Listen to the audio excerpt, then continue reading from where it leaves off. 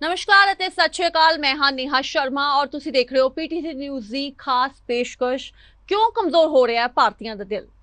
ਅੱਜ ਅਸੀਂ ਇੱਕ ਅਜਿਹੇ ਮੁੱਦੇ ਤੇ ਗੱਲ ਕਰਨ ਜਾ ਰਹੇ ਹਾਂ ਜੋ ਕਿ ਸਾਡੀ ਸਾਰਿਆਂ ਦੀ ਜ਼ਿੰਦਗੀ ਦੇ ਨਾਲ ਤਾਲੁਕ ਰੱਖਦਾ ਹੈ, ਸਾਡੀ ਸਾਰਿਆਂ ਦੀ ਜ਼ਿੰਦਗੀ ਨੂੰ ਪ੍ਰਭਾਵਿਤ ਕਰਦਾ ਹੈ। ਪਰ ਜਦੋਂ ਤੱਕ ਉਹ ਸਾਡੇ ਪਰਿਵਾਰ ਦੇ ਕਿਸੇ ਦੇ ਨਾਲ ਨਹੀਂ ਹੋ ਜਾਂਦਾ, ਆਪਾਂ ਉਸ ਨੂੰ ਲੈ ਕੇ ਕਦੀ ਵੀ ਸੀਰੀਅਸ ਨਹੀਂ ਹੁੰਦੇ ਹੈਗੇ। ਜੀ ਹਾਂ, ਅਸੀਂ ਗੱਲ ਕਰ ਰਹੇ ਹਾਂ ਹਾਰਟ ਅਟੈਕਸ ਦੀ, ਜੋ ਕਿ ਅੱਜ ਕੱਲ ਇੰਨੀ ਜ਼ਿਆਦਾ ਇੰਟੈਂਸਿਟੀ ਦੇ ਨਾਲ ਵੱਧ ਰਹੇ ਨੇ ਕਿ ਹਰ ਦੂਸਰਾ ਬੰਦਾ ਜਾਂ ਹਰ ਪਰਿਵਾਰ ਦੇ ਵਿੱਚ ਹਾਰਟ ਅਟੈਕ ਜਿਹੜਾ ਹੈਗਾ ਉਹ ਹੋਣਾ ਇੱਕ ਕਾਮਨ ਜੀ ਗੱਲ ਹੋ ਗਈ, ਇੱਕ ਆਮ ਜੀ ਗੱਲ ਹੋ ਗਈ ਹੈ। ਔਰ ਅਗਰ ਆਪਾਂ ਗੱਲ ਕਰੀਏ ਹਾਰਟ ਅਟੈਕਸ ਦੀ, ਸੋ ਹੁਣ 30 ਤੋਂ 40 ਸਾਲ ਦੀ ਉਮਰ ਤੱਕ ਹਾਰਟ ਅਟੈਕਸ ਜਿਹੜੇ ਨੇ ਉਹ ਹੋ ਰਹੇ ਨੇ ਔਰ ਲੋਕ ਆਪਣੀ ਜਾਨਾਂ ਜਿਹੜੇ ਨੇ ਉਹ ਗਵਾ ਰਹੇ ਨੇ। ਸੋ ਕੋਵਿਡ ਤੋਂ ਬਾਅਦ ਕੀ ਕੁਝ ਬਦਲਿਆ ਹੈਗਾ ਕਿ ਕੋਵਿਡ ਤੋਂ ਬਾਅਦ ਹਾਰਟ ਅਟੈਕਸ ਜ਼ਿਆਦਾ ਵੱਧ ਗਏ ਨੇ, ਕਿ ਔਰਤਾਂ ਨੂੰ ਘੱਟ ਹਾਰਟ ਅਟੈਕਸ ਹੁੰਦੇ ਨੇ ਤੇ ਮਰਦਾਂ ਨੂੰ ਜ਼ਿਆਦਾ ਹਾਰਟ ਅਟੈਕਸ ਹੁੰਦੇ ਨੇ, ਕਿ ਜਿਮ ਵਿੱਚ ਜਾਣ ਤੋਂ ਬਾਅਦ ਪ੍ਰੋਟੀਨ ਇਨਟੇਕਸ ਜਾਂ ਸਪਲੀਮੈਂਟਸ ਲੈਣ ਦੇ ਨਾਲ ਹਾਰਟ ਅਟੈਕਸ ਜ਼ਿਆਦਾ ਵੱਧ ਰਹੇ ਨੇ, ਜਿਮਿੰਗ ਦੇ ਵਿੱਚ ਕੋਈ ਦਿੱਕਤ ਆ ਰਹੀ ਹੈਗੀ ਹੈ, ਜਾਂ ਕਿ ਸਟ੍ਰੈਸ ਜਿਹੜਾ ਹੈਗਾ ਉਹ ਸਭ ਤੋਂ ਵੱਡਾ ਕਾਰਨ ਹੈਗਾ ਹਾਰਟ ਅਟੈਕਸ ਵਧਣ ਦਾ। ਇਹ ਸਾਰੇ ਮੁੱਦੇ ਦੇ ਉੱਤੇ ਸਾਡੇ ਨਾਲ ਇੱਕ ਪੂਰਾ ਪੈਨਲ ਜਿਹੜਾ ਹੈਗਾ ਉਹ ਜੁੜਿਆ ਹੋਇਆ, ਉਹਨਾਂ ਨਾਲ ਗੱਲਬਾਤ ਕਰਦੇ ਹੈਗੇ ਆ। ਪੂਰੇ ਮੁੱਦੇ ਦੇ ਉੱਤੇ ਜਿਹੜਾ ਹੈਗਾ ਪੂਰੀ ਮਾਈਨਿਊਟਲੀ ਆਪਾਂ ਗੱਲ ਕਰਨ ਦੀ ਕੋਸ਼ਿਸ਼ ਕਰਾਂਗੇ। ਔਰ ਮੇਰੇ ਨਾਲ ਜਿਹੜਾ ਪੈਨਲ ਮੌਜੂਦ ਹੈ, ਸਭ ਤੋਂ ਪਹਿਲਾਂ ਆਪਾਂ ਤਾਰੁਫ ਕਰਵਾ ਦਿੰਦੇ ਹੈਗੇ ਉਹਨਾਂ ਦਾ। ਡਾਕਟਰ ਹਰਿੰਦਰ ਕੇ ਬਾਲੀ ਮੇਰੇ ਨਾਲ ਮੌਜੂਦ ਨੇ, ਜੋ ਕਿ ਚੇਅਰਪਰਸਨ ਨੇ ਕਾਰਡੀਅਕ ਸਾਇੰਸਿਸ ਪਾਰਸ ਹਸਪੀਟਲ। ਔਰ ਪੂਰੇ ਰੀਜਨ ਦੇ ਵਿੱਚ ਹਰ ਕਿਸੇ ਨੂੰ ਪਤਾ ਹੈਗਾ ਕਿ ਡਾਕਟਰ ਬਾਲੀ ਦਾ ਪੂਰੇ ਇਸ ਮੁੱਦੇ ਦੇ ਉੱਤੇ ਪੂਰੀ ਪਕੜ ਹੈਗੀ ਹੈ। ਔਰ ਇਸੇ ਕਾਰਨ ਡਾਕਟਰ ਬਾਲੀ ਜਿਹੜੇ ਇੱਥੇ ਪੂਰੇ ਮੌਜੂਦ ਨੇ। ਬਹੁਤ ਬਹੁਤ ਸ਼ੁਕਰੀਆ ਬਾਲੀ ਸਾਹਿਬ ਤੁਹਾਡਾ ਇੱਥੇ ਪਹੁੰਚਣ ਲਈ, ਬਿਕਾਜ਼ ਤੁਹਾਡਾ ਇੱਕ ਇੱਕ ਸ਼ਬਦ ਜਿਹੜਾ ਹੈਗਾ ਆਮ ਲੋਕਾਂ ਤੱਕ ਪਹੁੰਚਣਾ ਬਹੁਤ ਜ਼ਰੂਰੀ ਹੈ, ਕਿਉਂਕਿ ਜਿਸ ਤਰੀਕੇ ਦੇ ਨਾਲ ਹਾਰਟ ਅਟੈਕਸ ਵੱਧ ਰਹੇ ਨੇ ਲੋਕਾਂ ਦੇ ਨਾਲ ਇਹ ਪ੍ਰਭਾਵਿਤ ਮੁੱਦਾ ਜਿਹੜਾ ਹੈਗਾ, ਸੋ ਜੋ ਵੀ ਤੁਸੀਂ ਬੋਲੋਗੇ ਆਮ ਸ਼ੋਰ ਲੋਕ ਜਿਹੜੇ ਨੇ ਉਸਨੂੰ ਬਹੁਤ ਜਿਹੜਾ ਹੈਗਾ ਉਸਨੂੰ ਸੀਰੀਅਸਲੀ ਸੁਣਨਗੇ। ਦੂਸਰਾ ਮੇਰੇ ਨਾਲ ਵਿਸ਼ਾਲ ਖੰਨਾ ਜੀ ਮੌਜੂਦ ਹੈਗੇ ਨੇ। ਔਰ ਵਿਸ਼ਾਲ ਜੀ ਦਾ ਤਾਰੁਫ ਕਰਵਾ ਦਈਏ ਕਿ ਉਹ ਜਿਮ ਟ੍ਰੇਨਰ ਤੇ ਹੈ ਹੀ ਹੈ ਨੇ, NSCA ਸਰਟੀਫਾਈਡ ਟ੍ਰੇਨਰਸ ਨੇ। ਏਸ਼ੀਆ ਸਟਰੋਂਗੈਸਟ ਮੈਨ ਦਾ ਖਿਤਾਬ ਜਿਹੜਾ ਹੈਗਾ ਉਹ ਉਹਨਾਂ ਨੂੰ ਮਿਲਿਆ ਹੋਇਆ ਹੈਗਾ। ਔਰ ਨਾਲ ਹੀ ਨਾਲ ਇਹ 4 ਟਾਈਮ ਵਰਲਡ ਵਾਈਡ ਜਿਹੜਾ ਹੈਗਾ ਚੈਂਪੀਅਨ ਜਿਹੜਾ ਹੈਗਾ ਉਹ ਟਾਈਟਲ ਵੀ ਇਹਨਾਂ ਕੋਲ ਹੈਗਾ। ਸੋ ਵਿਸ਼ਾਲ ਜੀ ਬਹੁਤ ਬਹੁਤ ਸ਼ੁਕਰੀਆ ਤੁਹਾਡਾ ਇਸ ਪੈਨਲ ਡਿਸਕਸ਼ਨ ਦੇ ਵਿੱਚ ਆਉਣ ਲਈ। ਔਰ ਮੇਰੇ ਨਾਲ ਮੌਜੂਦ ਨੇ ਸੁਮੀਤ ਸੋਨੀ ਵੀ, ਜੋ ਕਿ CEO ਹੈਗੇ ਨੇ ਸਿੰਪਲੀ ਹੈਲਥ ਦੇ, ਔਰ ਇੱਕ ਆਨਲਾਈਨ ਨੌਲੇਜ ਹੱਬ ਜਿਹੜਾ ਹੈਗਾ ਉਹ ਜਿਹੜਾ ਹੈਗਾ ਚਲਾਉਂਦੇ ਹੈਗੇ ਨੇ, ताकि हार्ट ਦੇ ਨਾਲ ਜੁੜੀ ਹੋਈ ਆਥੈਂਟਿਕ ਇਨਫੋਰਮੇਸ਼ਨ ਜਿਹੜੀ ਹੈਗੀ ਉਹ ਲੋਕਾਂ ਤੱਕ ਪਹੁੰਚ ਸਕੇ। ਨਾਲ ਹੀ ਮੇਰੇ ਨਾਲ ਮੌਜੂਦ ਨੇ ਡਾਕਟਰ MS ਨਰੂਲਾ, ਆਰਥੋਪੈਡਿਕ ਹੈਗੇ ਨੇ, ਸਪਾਈਨ ਸਰਜਨ ਨੇ। ਔਰ ਜਿੰਨੇ ਵੀ ਜਿਮਸ ਹੈਗੇ ਨੇ, ਖਾਸ ਕਰ ਜੋ ਹਾਈ ਪ੍ਰੋਫਾਈਲ ਜਿਮਸ ਹੈਗੇ ਨੇ, ਉਹਨਾਂ ਦੇ ਨਾਲ ਇਹ ਵੈਲਨੈਸ ਕੰਸਲਟੈਂਟ ਹੈਗੇ ਨੇ। ਸੋ ਸਾਡੇ ਸਾਰਿਆਂ ਦਾ ਸਭ ਤੋਂ ਪਹਿਲਾਂ ਬਹੁਤ ਬਹੁਤ ਸ਼ੁਕਰੀਆ ਕਿ ਤੁਸੀਂ ਇਸ ਪੈਨਲ ਡਿਸਕਸ਼ਨ ਦੇ ਵਿੱਚ ਜੁੜੇ ਹੈਗੇ ਹੋ। ਬਾਲੀ ਸਾਹਿਬ, ਸਭ ਤੋਂ ਪਹਿਲਾਂ ਮੈਂ ਤੁਹਾਨੂੰ ਸਵਾਲ ਕਰਨਾ ਚਾਹੁੰਦੀ ਹਾਂ ਕਿ ਆਪਾਂ ਰੀਸੈਂਟਲੀ ਦੇਖਿਆ ਹੈਗਾ, ਚਾਹੇ ਉਹ ਰਾਜੂ श्रीवास्तव ਹੋਣ, KK ਹੋਣ, ਸਿਧਾਰਥ ਸ਼ੁਕਲਾ ਹੋਣ, ਬੜੇ ਹਾਈ ਪ੍ਰੋਫਾਈਲ ਨੇਮ ਹੈਗੇ ਨੇ, ਲੇਕਿਨ ਇਹ ਸਾਰਿਆਂ ਦੀ ਮੌਤ ਹੋ ਗਈ 40 ਸਾਲ ਦੀ ਉਮਰ ਤੋਂ ਲੈ ਕੇ 45 ਸਾਲ ਤੱਕ ਦੀ ਉਮਰ ਹੈਗੀ ਸੀ, ਲੇਕਿਨ ਸਾਰਿਆਂ ਦੀ ਮੌਤ ਜਿਹੜੀ ਹੋ ਗਈ ਹੈ ਹਾਰਟ ਅਟੈਕ ਦੇ ਕਾਰਨ, ਜਿਸ ਦੇ ਕਾਰਨ ਇਹ ਚੀਜ਼ ਸਾਰਿਆਂ ਨੂੰ ਝੰਜੋੜ ਦਿੰਦੀ ਹੈ ਕਿ ਹਾਰਟ ਅਟੈਕਸ ਜਿਸ ਤਰੀਕੇ ਨਾਲ ਵੱਧ ਰਹੇ ਨੇ, ਇਸ ਦਾ ਸਭ ਤੋਂ ਵੱਡਾ ਕਾਰਨ ਤੁਸੀਂ ਕੀ ਮੰਨਦੇ ਹੈਗੇ ਹੋ ਕਿ ਹਾਰਟ ਅਟੈਕਸ ਕਿਉਂ ਵੱਧ ਰਹੇ ਹੈਗੇ ਨੇ? ਦੇਖੋ, ਸਭ ਤੋਂ ਪਹਿਲੇ ਤੇ ਇਹ ਬੜੀ ਕਾਮਨ ਹੋ ਗਿਆ ਹੈ ਕਿ ਯੰਗ ਲੋਕਾਂ ਨੂੰ ਵੀ ਸਡਨ ਕਾਰਡਿਕ ਡੈਥ ਹੋ ਰਹੀ ਹੈ। मैं हार्ट अटैक तो नहीं कहूँगा, बट सडन कार्डिक डेथ है। और ਉਹਦੇ ਕਾਫੀ ਕਾਰਨ ਹੈ। ਕਾਮਨੈਸਟ ਕਾਰਨ ਹੈ ਕਿ ਦਿਲ ਦੀ ਮੇਜਰ ਨਾੜੀ ਇੱਕਦਮ ਸਡਨਲੀ ਬੰਦ ਹੋ ਜਾਏ। ਔਰ ਇਹ ਵੀ ਦੇਖਿਆ ਗਿਆ ਹੈ ਕਿ ਜਿਮ ਦੇ ਦੌਰਾਨ ਜਾਂ ਜਿਮ ਦੇ ਬਾਅਦ ਜਾਂ ਜੋ ਲੋਕ ਜਿਮ ਕਰਦੇ ਸੀ ਉਹਨਾਂ 'ਚ ਐਪੀਸੋਡ ਥੋੜਾ ਵਧਿਆ ਹੈ। ਇਸ ਕਰਕੇ ਸਾਰੇ ਕੰਟਰੀ ਵਿੱਚ ਲੋਕ ਪਰੇਸ਼ਾਨ ਹੈ। ਔਰ ਉਹਦੇ ਕਾਫੀ ਕਾਰਨ ਹੈਗੇ, ਬਟ ਜਿਹੜਾ ਮੇਜਰ ਕਾਰਨ ਅਸੀਂ ਸਮਝਦੇ ਹਾਂ ਕਿ ਹਾਰਟ ਦੀ ਬਿਮਾਰੀਆਂ ਵਧਣ ਦਾ ਜਿਹੜੇ ਕਾਰਨ ਹੈਗੇ ਹੈ, ਮੇਜਰ ਕਾਰਨ ਡਾਈਟ, ਐਕਸਰਸਾਈਜ਼ ਔਰ ਜਿਹਨੂੰ ਅਸੀਂ ਸਟ੍ਰੈਸ ਲੈਂਦੇ ਹਾਂ ਉਹਨਾਂ ਦਾ ਅਸੀਂ ਜ਼ਿਕਰ ਕਰੀਏ। ਬਟ ਅਗਰ ਅਸੀਂ ਅੱਜ ਫੋਕਸ ਕਰੀਏ ਯੰਗ ਲੋਕਾਂ 'ਚ ਸਡਨ ਕਾਰਡਿਕ ਡੈਥ ਹੋਣ ਦਾ, ਤੇ ਇੱਕ ਮੇਜਰ ਕਾਰਨ ਹੈ ਦਿਲ ਦੀ ਨਾੜੀ ਦਾ ਬਲੌਕੇਡ ਹੋਣਾ। ਔਰ ਅਗਰ ਜਿਮ ਦੇ ਨਾਲ ਅਸੀਂ ਉਹਨੂੰ ਮਿਲਾ ਕੇ ਦੇਖੀਏ ਤੇ ਸਾਡੇ ਜਿਹੜੇ ਸੈਲੀਬ੍ਰਿਟੀਜ਼ ਹੈਗੇ ਉਹ ਐਬ ਬਣਾਉਣ 'ਚ, ਮਸਲ ਐਬ ਬਣਾਉਣ 'ਚ ਜਾਂ ਬਾਡੀ ਬਿਲਡਿੰਗ ਕਰਨ 'ਚ ਜਾਂ ਅੱਛਾ ਦਿਖਣ ਵਾਸਤੇ ਕਾਫੀ ਕੁਛ ਐਸੀ ਚੀਜ਼ਾਂ ਕਰਦੇ ਹੈ ਜਿਹੜੀਆਂ ਅਸੀਂ ਸਮਝਦੇ ਹਾਂ ਕਿ ਦੇ ਮੇ ਨਾਟ ਬੀ ਵੈਰੀ ਹੈਲਦੀ। ਉਹਦੇ ਵਿੱਚ ਸਭ ਤੋਂ ਪਹਿਲੇ ਆਉਂਦਾ ਹੈ ਕਿ ਅਸੀਂ ਸਮਝਦੇ ਹਾਂ ਕਿ ਜਿਮ ਕਰਨ ਦੇ ਪਹਿਲੇ ਲੋਕਾਂ ਨੂੰ ਇੱਕ ਆਪਣਾ ਕੰਪਰੀਹੈਂਸਿਵ ਹੈਲਥ ਚੈੱਕਅਪ ਕਰਾਉਣਾ ਚਾਹੀਦਾ, ਇਹ ਦੇਖਣ ਵਾਸਤੇ ਕਿ ਕੋਈ ਬਿਮਾਰੀ ਤਾਂ ਨਹੀਂ ਹੈਗੀ। ਉਹ ਬਿਮਾਰੀ ਮਲਟੀਪਲ ਤਰੀਕੇ ਦੀ ਹੋ ਸਕਦੀ ਹੈ। ਨਾੜੀ ਵਿੱਚ ਬਲੌਕੇਡ ਹੋ ਸਕਦਾ ਹੈ, ਜਾਂ ਹਾਰਟ ਮਸਲ ਦੀ ਬਿਮਾਰੀ ਹੋ ਸਕਦੀ ਹੈ, ਨਾਮਲਸ ਕੋਰੋਨਰੀ ਆਰਟਰੀ ਹੋ ਸਕਦੀ ਹੈ, ਜਿਹੜੀਆਂ ਜਿਮ ਐਕਸਰਸਾਈਜ਼ ਜਿਹੜੀ ਇੰਡੋਰੈਂਸ ਟ੍ਰੇਨਿੰਗ ਅਸੀਂ ਕਹਿੰਦੇ ਹਾਂ ਉਹਦੇ ਵਿੱਚ ਪ੍ਰੋਬਲਮ ਕ੍ਰੀਏਟ ਕਰ ਸਕਦੀ ਹੈ। ਪਹਿਲੇ ਕੰਪਰੀਹੈਂਸਿਵ ਹੈਲਥ ਚੈੱਕਅਪ ਹੋਣਾ ਚਾਹੀਦਾ। ਦੂਸਰਾ ਅਸੀਂ ਸਮਝਦੇ ਹਾਂ ਕਿ ਜਿਮ ਦੀ ਜਿਹੜੀ ਟ੍ਰੇਨਿੰਗ ਲੈਂਦੇ ਆ ਉਹਦੇ ਵਿੱਚ ਟ੍ਰੇਨਿੰਗ ਦੇ ਦੌਰਾਨ ਜਿਹੜਾ ਨਿਊਟ੍ਰੀਸ਼ੀਅਸ ਡਾਈਟ ਜਿਹੜੇ ਤੁਸੀਂ ਕਹਿੰਦੇ ਆ, ਜਿਹੜੇ ਸਪਲੀਮੈਂਟਸ ਕਹਿੰਦੇ ਆ, ਉਹ ਕਿੰਨੀ ਕੁਆਂਟੀਟੀ 'ਚ ਦੇ ਜਾ ਰਹੇ ਨੇ, ਕਿਸ ਕੁਆਲਿਟੀ ਦੇ ਲੈ ਜਾ ਰਹੇ ਨੇ, ਕਿੰਨੇ ਹੱਦ ਤੱਕ ਲਿੱਤੇ ਜਾ ਰਹੇ ਨੇ, ਉਹ ਇੱਕ ਨਿਊਟ੍ਰੀਸ਼ਨਿਸਟ ਦੇ ਅੰਡਰ ਅਸੀਂ ਸਰਵੇ ਦੇ ਅੰਡਰ ਲੈਣਾ ਚਾਹੀਦਾ। ਤੀਸਰੀ ਗੱਲ ਅਸੀਂ ਸਮਝਦੇ ਹਾਂ ਕਿ ਅਗਰ ਜਿਮ ਕਰਦੇ ਹੋਏ ਜਾਂ ਜਿਮ ਦੇ ਬਾਅਦ ਕਿਸੇ ਨੂੰ ਕੋਈ ਐਸੀ ਦਿੱਕਤ ਆਏ ਤਾਂ ਜਿਮ ਦੇ ਲੋਕ ਜਿਹੜੇ ਵੀ ਸਾਰੇ ਹੈਗੇ ਆ, ਅਦਰ ਜਿਮ ਵਰਕਰਸ ਜਾਂ ਇੰਪਲਾਈਜ਼ ਹੈਗੇ ਜਿਹੜੇ ਸਾਰੇ, ਉਹਨਾਂ ਨੂੰ CPR ਦੀ ਇੱਕ ਅੱਛੀ ਟ੍ਰੇਨਿੰਗ ਹੋਣੀ ਚਾਹੀਦੀ ਹੈ ਅਗਰ ਕਿਸੇ ਨੂੰ ਕੋਈ ਐਸਾ ਐਪੀਸੋਡ ਹੋ ਜਾਏ ਤਾਂ ਉਹਨੂੰ ਰਿਵਾਈਵ ਕਰਨ ਵਾਸਤੇ। ਚੌਥੀ ਚੀਜ਼ ਅਸੀਂ ਸਮਝਦੇ ਹਾਂ ਕਿ ਹਰ ਇੱਕ ਜਿਮ ਵਿੱਚ ਇੱਕ ਮੈਡੀਕਲ ਡਾਕਟਰ ਅਵੇਲੇਬਲ ਹੋਣਾ ਚਾਹੀਦਾ ਇਹਨਾਂ ਦਾ ਖਿਆਲ ਰੱਖਣ ਵਾਸਤੇ, ਔਰ ਇੱਕ ਐਕਸਟਰਨਲ ਡਿਫਿਬ੍ਰਿਲੇਟਰ ਜਿਹਨੂੰ ਅਸੀਂ ਕਹਿੰਦੇ ਹਾਂ, ਆਟੋਮੈਟਿਕ ਐਕਸਟਰਨਲ ਡਿਫਿਬ੍ਰਿਲੇਟਰ ਵੀ ਅਵੇਲੇਬਲ ਹੋਣਾ ਚਾਹੀਦਾ। ਅਸੀਂ ਇਹ ਵੀ ਸਮਝਦੇ ਹਾਂ ਕਿ ਹਰ ਜਿਮ ਦਾ ਇੱਕ ਨਿਊਟ੍ਰੀਸ਼ਨਿਸਟ ਡਾਕਟਰ ਨਾਲ ਤੇ ਹੋਣਾ ਹੀ ਚਾਹੀਦਾ ਕੰਟੈਕਟ, ਬਟ ਇੱਕ ਅੱਛੇ ਹਸਪੀਟਲ ਨਾਲ ਵੀ ਕੰਟੀਨਿਊਸ ਕੰਟੈਕਟ ਵਿੱਚ ਅਵੇਲੇਬਲ ਹੋਣਾ ਚਾਹੀਦਾ। ਤਾਂ ਅਗਰ ਇਹ ਸਾਰੀਆਂ ਚੀਜ਼ਾਂ ਅਸੀਂ ਦੇਖਾਂਗੇ ਤੇ ਪਹਿਲੇ ਅਸੀਂ ਆਈਡੈਂਟੀਫਾਈ ਕਰ ਸਕਦੇ ਹਾਂ ਉਹ ਲੋਕ ਜਿਨ੍ਹਾਂ ਨੂੰ ਇਹ ਜਿਮ ਕਰਕੇ ਇਹ ਪ੍ਰੋਬਲਮ ਹੋ ਸਕਦੀ ਹੈ, ਉਹਨਾਂ ਨੂੰ ਪਹਿਲੇ ਆਈਡੈਂਟੀਫਾਈ ਕਰ ਲਈਏ।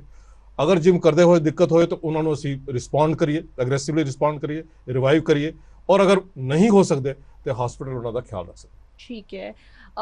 ਵਿਸ਼ਾਲ ਜੀ, ਤੁਸੀਂ ਸਾਰੀਆਂ ਜਿਹੜੀ ਡਾਕਟਰ ਬਾਲੀ ਨੇ ਕਿਹਾ ਹੈਗਾ ਕਿ ਇਹ ਸਭ ਚੀਜ਼ਾਂ ਜਿਹੜੀਆਂ ਹੈਗੀਆਂ ਪ੍ਰੀ ਰਿਕੁਇਜ਼ਿਟ ਹੈਗੀਆਂ ਇੱਕ ਜਿਮ ਦੇ ਵਿੱਚ ਹੋਣੀਆਂ ਚਾਹੀਦੀਆਂ। ਤੁਸੀਂ ਜਿਮ ਟ੍ਰੇਨਰ ਵੀ ਹੋ, ਬਹੁਤ ਸਾਰੇ ਤੁਸੀਂ ਜਾਣਦੇ ਵੀ ਹੋਵੋਗੇ ਕਿ ਇਹ ਸਾਰੀਆਂ ਚੀਜ਼ਾਂ ਹੁੰਦੀਆਂ ਨੇ ਜਿਮ ਦੇ ਵਿੱਚ, ਜਾਂ ਲੋਕ ਜਿਹੜੇ ਨੇ ਇਨੀਸ਼ੀਅਲੀ ਬਸ ਜਿਮ ਚਲੇ ਜਾਂਦੇ ਨੇ ਔਰ ਕੋਈ ਜਿਹੜਾ ਹੈਗਾ ਕੋਈ ਟ੍ਰੇਨਿੰਗ ਨਹੀਂ ਹੁੰਦੀ ਹੈਗੀ, ਉੱਥੇ ਵੀ ਜਿਹੜੇ ਨੇ ਸਰਟੀਫਾਈਡ ਜਿਮ ਟ੍ਰੇਨਰਸ ਜਿਹੜੇ ਨੇ ਉਹ ਵੀ ਉੱਥੇ ਮੌਜੂਦ ਨਹੀਂ ਹੁੰਦੇ ਹੈਗੇ। ਮੈਂ ਡਾਕਟਰ ਸਾਹਿਬ ਨਾਲ ਕਾਫੀ ਗੱਲਾਂ ਤੋਂ ਸਹਿਮਤ ਹਾਂ, ਔਰ ਸਭ ਤੋਂ ਪਹਿਲਾ ਜਿਹੜਾ ਐਸਪੈਕਟ ਇਹਦੇ 'ਚ ਹੈ ਉਹ ਹੈ ਅਨਕੁਆਲੀਫਾਈਡ ਟ੍ਰੇਨਰਸ। ਮਤਲਬ ਅੱਜ ਟਰਾਈ ਸਿਟੀ 'ਚ ਦੇਖੀਏ ਤਾਂ ਬਹੁਤ ਘੱਟ ਇੱਦਾਂ ਦੇ ਜਿਮ ਨੇ ਜਿਹੜੇ ਕਸਟਮਰ ਦੀ ਮੈਡੀਕਲ ਹਿਸਟਰੀ ਲੈਂਦੇ ਆ, what problem do they have, what medication ਜਿਹੜੀ ਉਹਨਾਂ ਦੀ ਕਿਹੜੀ ਚੱਲ ਰਹੀ ਹੈ ਮੈਡੀਕੇਸ਼ਨ, ਜਾਂ there is a test because it's heart ਨਾਲ ਰਿਲੇਟਿਡ ਹੈ, TMT ਕਾਰਡੀਅਕ ਸਟ੍ਰੈਸ ਟੈਸਟ ਉਹਨੂੰ ਕਹਿੰਦੇ ਆ, ਵਿਚ ਇਜ਼ ਟ੍ਰੈਡਮਿਲ ਤੇ ਹੁੰਦਾ ਹੈ। ਮਤਲਬ ਜਦੋਂ ਬਾਡੀ ਨੂੰ ਇੱਕ ਸਟ੍ਰੈਨੀਅਸ ਲੈਵਲ ਤੇ ਰਨ ਕੀਤਾ ਜਾਂਦਾ ਹੈ, ਹਾਰਟ ਰੇਟ ਤੁਹਾਡੀ ਉੱਪਰ ਜਾਂਦੀ ਹੈ, ਦੈਨ ਉਦੋਂ ਪਤਾ ਲੱਗਦਾ ਹੈ ਕਿ ਤੁਹਾਡਾ ਹਾਰਟ ਜਿਹੜਾ ਹੈ ਉਹ ਉਸ ਲੈਵਲ ਤੇ ਪਹੁੰਚ ਕੇ ਕਿੰਨਾ ਕੁ ਐਫੀਸ਼ੀਐਂਟਲੀ ਬਲੱਡ ਸਪਲਾਈ ਕਰ ਰਿਹਾ ਕਿ ਨਹੀਂ ਕਰ ਰਿਹਾ। ਇਹ ਬਹੁਤ ਘੱਟ ਜਿਹੜੇ ਜਿਮਸ ਨੇ ਜਾਂ ਟ੍ਰੇਨਰਸ ਨੇ ਉਹਨਾਂ ਨੂੰ ਪਤਾ। ਸੋ ਪਹਿਲਾ ਐਸਪੈਕਟ ਹੈ ਕੁਆਲੀਫਾਈਡ ਟ੍ਰੇਨਰਸ ਤੁਹਾਡੇ ਹੋਣੇ ਬਹੁਤ ਜ਼ਰੂਰੀ ਨੇ। ਸੈਕਿੰਡ, ਡਾਕਟਰ ਸਾਹਿਬ ਨੇ ਜਿੱਦਾਂ ਕਿਹਾ ਮੈਡੀਕਲ ਪੈਨਲ ਬਹੁਤ ਜ਼ਰੂਰੀ ਹੈ। Body zone gym sector 9 Chandigarh 'ਚ ਡਾਕਟਰ MS ਨਰੂਲਾ ਸਾਡੇ ਨਾਲ ਨੇ, ਹੀ is the medical official panel ਤੇ ਨੇ ਬੋਡੀ ਜ਼ੋਨ ਦੇ ਨਾਲ। ਨਿਊਟ੍ਰੀਸ਼ਨਿਸਟ ਸਾਡੇ ਕੋਲ ਉੱਥੇ ਨੇ। ਸੋ ਇਹ ਸਾਰਾ ਪੈਨਲ ਜਿਹੜੇ ਨੇ ਇਹ ਇੱਕ ਟੀਮ ਵਰਕ ਨਾਲ ਕੰਮ ਕਰਦੇ ਆ। ਉਹ ਟੀਮ ਵਰਕ ਨਾਲ ਕੰਮ ਕਰਦੇ ਆ। ਕਿਸੇ ਵੀ ਜਗ੍ਹਾ ਤੇ ਕੋਈ ਵੀ ਘਾਟ ਹੁੰਦੀ ਹੈ ਇਮੀਡੀਏਟਲੀ ਪਤਾ ਲੱਗ ਜਾਂਦੀ ਹੈ। ਸੋ ਕਿਤੇ ਵੀ ਇਸ ਪ੍ਰੋਪਰ ਟੀਮ ਦੇ ਵਿੱਚ ਕਿਤੇ ਚੂਕ ਹੋਈ ਜਾਂ ਤੁਹਾਡੇ ਕੋਲ ਉਹਨਾਂ ਐਫੀਸ਼ੀਐਂਟ ਸਟਾਫ ਨਾ ਹੋਇਆ ਤੁਹਾਨੂੰ ਨਹੀਂ ਪਤਾ ਲੱਗੇਗਾ। ਫਿਰ ਗੱਲ ਆ ਜਾਂਦੀ ਹੈ ਸਪਲੀਮੈਂਟਸ, ਜਿੱਦਾਂ ਤੁਸੀਂ ਕਿਹਾ ਕਿ ਸਪਲੀਮੈਂਟਸ ਜਿਹੜੇ ਨੇ, ਹੁਣ ਸਪਲੀਮੈਂਟ ਇੰਡਸਟਰੀ ਕਿੱਦਾਂ ਦੀ ਇੰਡਸਟਰੀ ਹੈ ਜਿਹਦੇ ਤੇ ਕੋਈ ਚੈੱਕ ਨਹੀਂ ਹੈ। ਉਹ ਵੈਸਟਰਨ US ਨੇ ਥਰਡ ਵਰਲਡ ਨੇਸ਼ਨ ਇੰਡੀਆ ਨੂੰ ਇੰਟਰੋਡਿਊਸ ਕਰਦਾ, ਹੁਣ 80% ਸਪਲੀਮੈਂਟਸ ਇੰਡੀਆ 'ਚ ਹੀ ਬਣਦੇ ਨੇ। There is no check. ਜ਼ਿਆਦਾਤਰ ਲੋਕ ਵਰਕਆਊਟ ਤੋਂ ਪਹਿਲੇ ਪ੍ਰੀ ਵਰਕਆਊਟ ਲੈਂਦੇ ਨੇ ਵਿਚ ਇਜ਼ ਫੁੱਲ ਆਫ ਕੈਫੀਨ। ਪਰ ਡੋਜ਼ੇਜ ਕਿਸੇ 'ਚ 250 mg ਕੈਫੀਨ ਹੈ, 300 mg ਕੈਫੀਨ ਹੈ, ਕਿਸੇ 'ਚ 350 mg ਕੈਫੀਨ ਹੈ। ਜਦੋਂ ਤੁਸੀਂ ਆਪਣਾ ਇੱਕ ਕੰਪਰੀਹੈਂਸਿਵ ਟੈਸਟ ਹੀ ਨਹੀਂ ਕਰਾਇਆ ਐਕਸਰਸਾਈਜ਼ ਜਿਮ ਜੁਆਇਨ ਕਰਨ ਤੋਂ ਪਹਿਲੇ, ਬਟ ਤੁਸੀਂ ਟ੍ਰੇਨਰ ਦੇ ਕਹਿਣ ਤੇ ਸਪਲੀਮੈਂਟ ਸ਼ੁਰੂ ਕਰ ਲਏ ਇੰਨੀ ਹਾਈ ਕੈਫੀਨ ਡੋਜ਼ੇਜ ਤੇ, ਐਨੀਥਿੰਗ ਕੈਨ ਹੈਪਨ। ਤੁਹਾਨੂੰ ਪਤਾ ਹੀ ਨਹੀਂ ਅਨਡਾਇਗਨੋਜ਼ ਜਾਂ ਅੰਡਰ ਕਾਜ਼ ਕੀ ਹੈ ਤੁਹਾਡੀ ਬਾਡੀ ਦੇ ਵਿੱਚ, ਔਰ ਤੁਸੀਂ ਸਪਲੀਮੈਂਟ ਲੈਣੇ ਸ਼ੁਰੂ ਕਰਤੇ ਵਿਦਾਊਟ ਮੈਡੀਕਲ ਹਿਸਟਰੀ ਜਾਂ ਮੈਡੀਕਲ ਟੈਸਟ ਤੇ, ਕੁਝ ਵੀ ਹੋ ਸਕਦਾ। ਠੀਕ ਹੈ। ਸੋ ਕੁਆਲੀਫਾਈਡ ਟ੍ਰੇਨਰ ਜਾਂ ਕੁਆਲੀਫਾਈਡ ਇੱਕ ਪੈਨਲ ਜਿਹੜਾ ਹੈ, ਕਾਉਂਸਲਰਸ ਨੇ, ਫਿਟਨੈਸ ਕਾਉਂਸਲਰ ਜਿਹੜੇ ਨੇ, ਉਹੀ ਤੁਹਾਨੂੰ ਸੁਜੈਸਟ ਕਰ ਸਕਦੇ ਆ ਕਦੋਂ ਕਿਸ ਸਪਲੀਮੈਂਟ ਦੀ ਕਿੰਨੀ ਜ਼ਰੂਰਤ ਹੈ। ਤੇ ਕੀ ਪਤਾ ਸਪਲੀਮੈਂਟ ਦੀ ਲੋੜ ਨਾ ਹੀ ਹੋਵੇ। ਬਿਲਕੁਲ ਠੀਕ ਹੈ। ਨਰੂਲਾ ਸਾਹਿਬ, ਤੁਸੀਂ ਆਫ ਕੋਰਸ ਖੁਦ ਤੁਸੀਂ ਆਰਥੋਪੈਡਿਕ ਹੈਗੇ ਹੋ ਔਰ ਨਾਲ ਹੀ ਨਾਲ ਤੁਸੀਂ ਕਾਫੀ ਜਿਮਸ ਜਿਹੜੇ ਹੈਗੇ ਨੇ ਉਹਦੇ ਵੈਲਨੈਸ ਐਕਸਪਰਟ ਵੀ ਹੋ। ਸੋ ਤੁਹਾਨੂੰ ਕੀ ਲੱਗਦਾ ਹੈ ਕਿ ਕਮੀ ਕਿੱਥੇ ਹੈਗੀ ਆ, ਔਰ ਆਪਾਂ ਅਗਰ ਜਿਮਿੰਗ ਤੋਂ ਨਾ ਜੋੜਦੇ ਹੋਏ ਕਿ ਐਗਜ਼ੈਕਟਲੀ ਭਾਰਤੀਆਂ ਦਾ ਦਿਲ ਜਿਹੜਾ ਹੈਗਾ ਕਮਜ਼ੋਰ ਕਿਉਂ ਹੋ ਰਿਹਾ ਹੈਗਾ, ਇੰਨੇ ਜ਼ਿਆਦਾ ਹਾਰਟ ਅਟੈਕਸ ਜਿਹੜੇ ਵੱਧ ਰਹੇ ਹੈਗੇ ਨੇ, ਉਸ ਦਾ ਕਾਰਨ ਕੀ ਕੁਝ ਹੈਗਾ ਔਰ ਗਲਤੀ ਕਿੱਥੇ ਰਹਿ ਚੁੱਕੀ ਹੈ? ਕਿਉਂਕਿ ਅਗਰ ਆਪਾਂ ਕੰਪੈਰੀਟਿਵਲੀ ਗੱਲ ਕੀਤੀ ਜਾਵੇ ਸੋ ਇੰਡੀਅਨਸ ਜਿਹੜੇ ਨੇ ਉਹ ਕੰਪੈਰੀਟਿਵਲੀ ਅੱਛੀ ਡਾਈਟ ਲੈਂਦੇ ਨੇ, ਲੇਕਿਨ ਉਸ ਦੇ ਬਾਵਜੂਦ ਜਿਹੜਾ ਹੈਗਾ ਇੰਡੀਅਨਸ ਬਹੁਤ ਪ੍ਰੋਨ ਨੇ ਕਿ ਉਹਨਾਂ ਨੂੰ ਹਾਰਟ ਅਟੈਕ ਜਿਹੜਾ ਹੈਗਾ ਉਹ ਜ਼ਿਆਦਾ ਵੱਧ ਰਿਹਾ। ਦੇਖੋ ਜੀ, ਪਹਿਲਾਂ ਤਾਂ ਮੈਂ ਆਪਣੇ ਵਿਊਅਰਸ ਨਾਲ ਇਹ ਸ਼ੇਅਰ ਕਰਨਾ ਚਾਹੂੰਗਾ ਕਿ ਮੈਂ ਆਰਥੋਪੈਡਿਕ ਸਰਜਨ ਵੀ ਹਾਂ, ਜਿਮ ਫ੍ਰੀਕ ਹੈਗਾ, ਬਟ ਇੱਕ ਮੇਰਾ ਪਰਸਨਲ ਐਕਸਪੀਰੀਅੰਸ ਹੈ ਕਿ ਮੈਂ ਵੀ ਸਰਵਾਈਵਰ ਰਿਹਾ ਇੱਕ ਸਡਨ ਕਾਰਡੀਅਕ ਇਵੈਂਟ ਦਾ।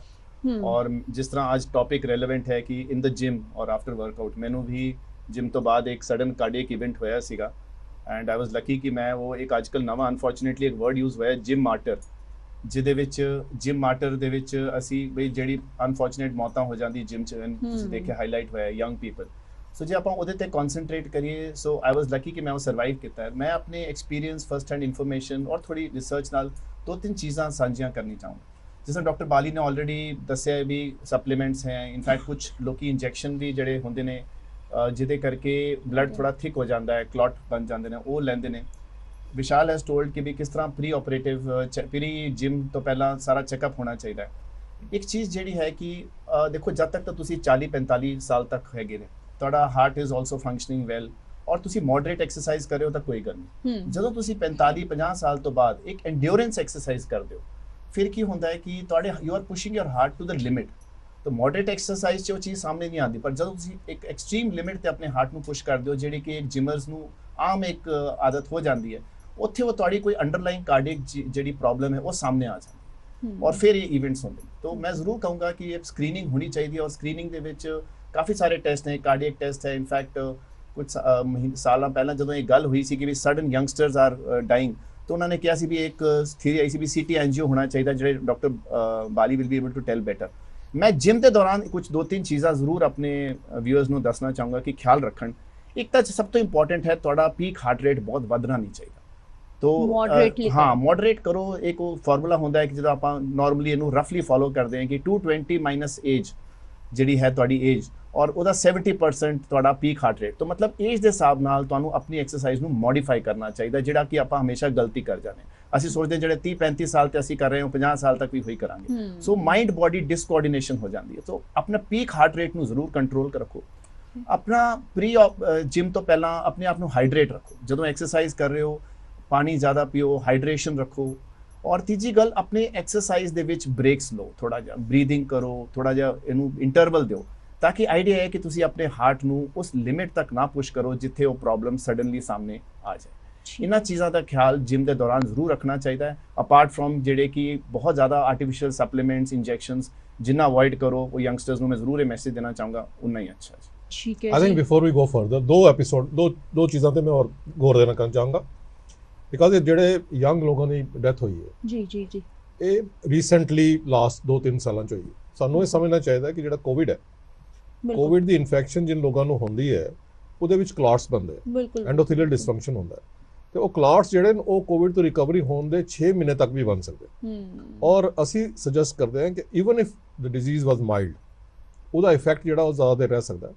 ਤੇ ਐਸੇ ਪੇਸ਼ੈਂਟਸ ਨੂੰ ਜਿਨ੍ਹਾਂ ਜੋ ਰਿਕਵਰ ਕੀਤੇ ਹੋਏ ਕੋਵਿਡ ਤੋਂ, ਉਹਨਾਂ ਨੂੰ immediately for 3 to 6 months gym ਨੂੰ ਹਿੱਟ ਨਹੀਂ ਕਰਨਾ ਚਾਹੀਦਾ। ਦੇ ਸ਼ੁੱਡ ਗੈਟ ਰੀਹੈਬਿਲਿਟੇਟਡ ਸਲੋਲੀ।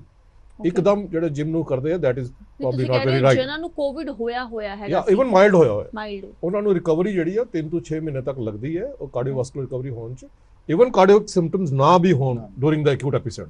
ਓਕੇ, ਇਸ ਵਾਸਤੇ ਉਹਨਾਂ ਨੂੰ ਇਮੀਡੀਏਟ ਹਾਈ ਜਿਹੜਾ ਅਸੀਂ ਸਟਰਨਸ ਐਕਸਰਸਾਈਜ਼ ਕਹਿੰਦੇ ਆ ਉਹ ਅਵੋਇਡ ਕਰਨੀ ਚਾਹੀਦੀ। ਇਹ ਇੱਕ ਚੀਜ਼ ਹੈ। ਠੀਕ ਹੈ। ਦੂਸਰੀ ਇਹ ਕਿ ਅਸੀਂ ਇਹ ਸਮਝਣਾ ਜ਼ਰੂਰੀ ਹੈ ਕਿ ਜਿਮ ਕਰਦੇ ਕਿਉਂ।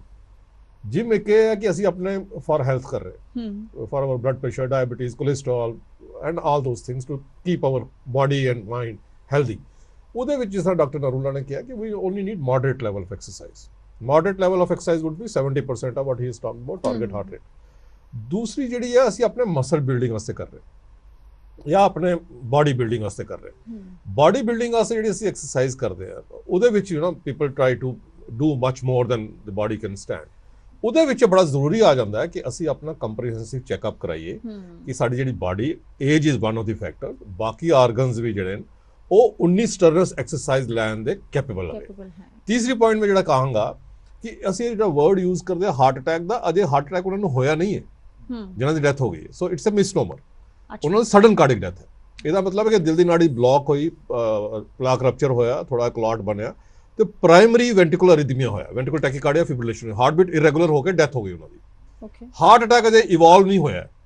ਤੇ ਇਹ ਜਾਣਨਾ ਬੜਾ ਜ਼ਰੂਰੀ ਹੈ ਕਿ ਜਿਹੜਾ ਸਡਨ ਕਾਰਡਿਕ ਡੈਥ ਹੈ ਇਹ ਵੈਂਟੀਕੂਲਰ ਅਰਿਥਮੀਆ ਕਰਕੇ ਹੋਇਆ।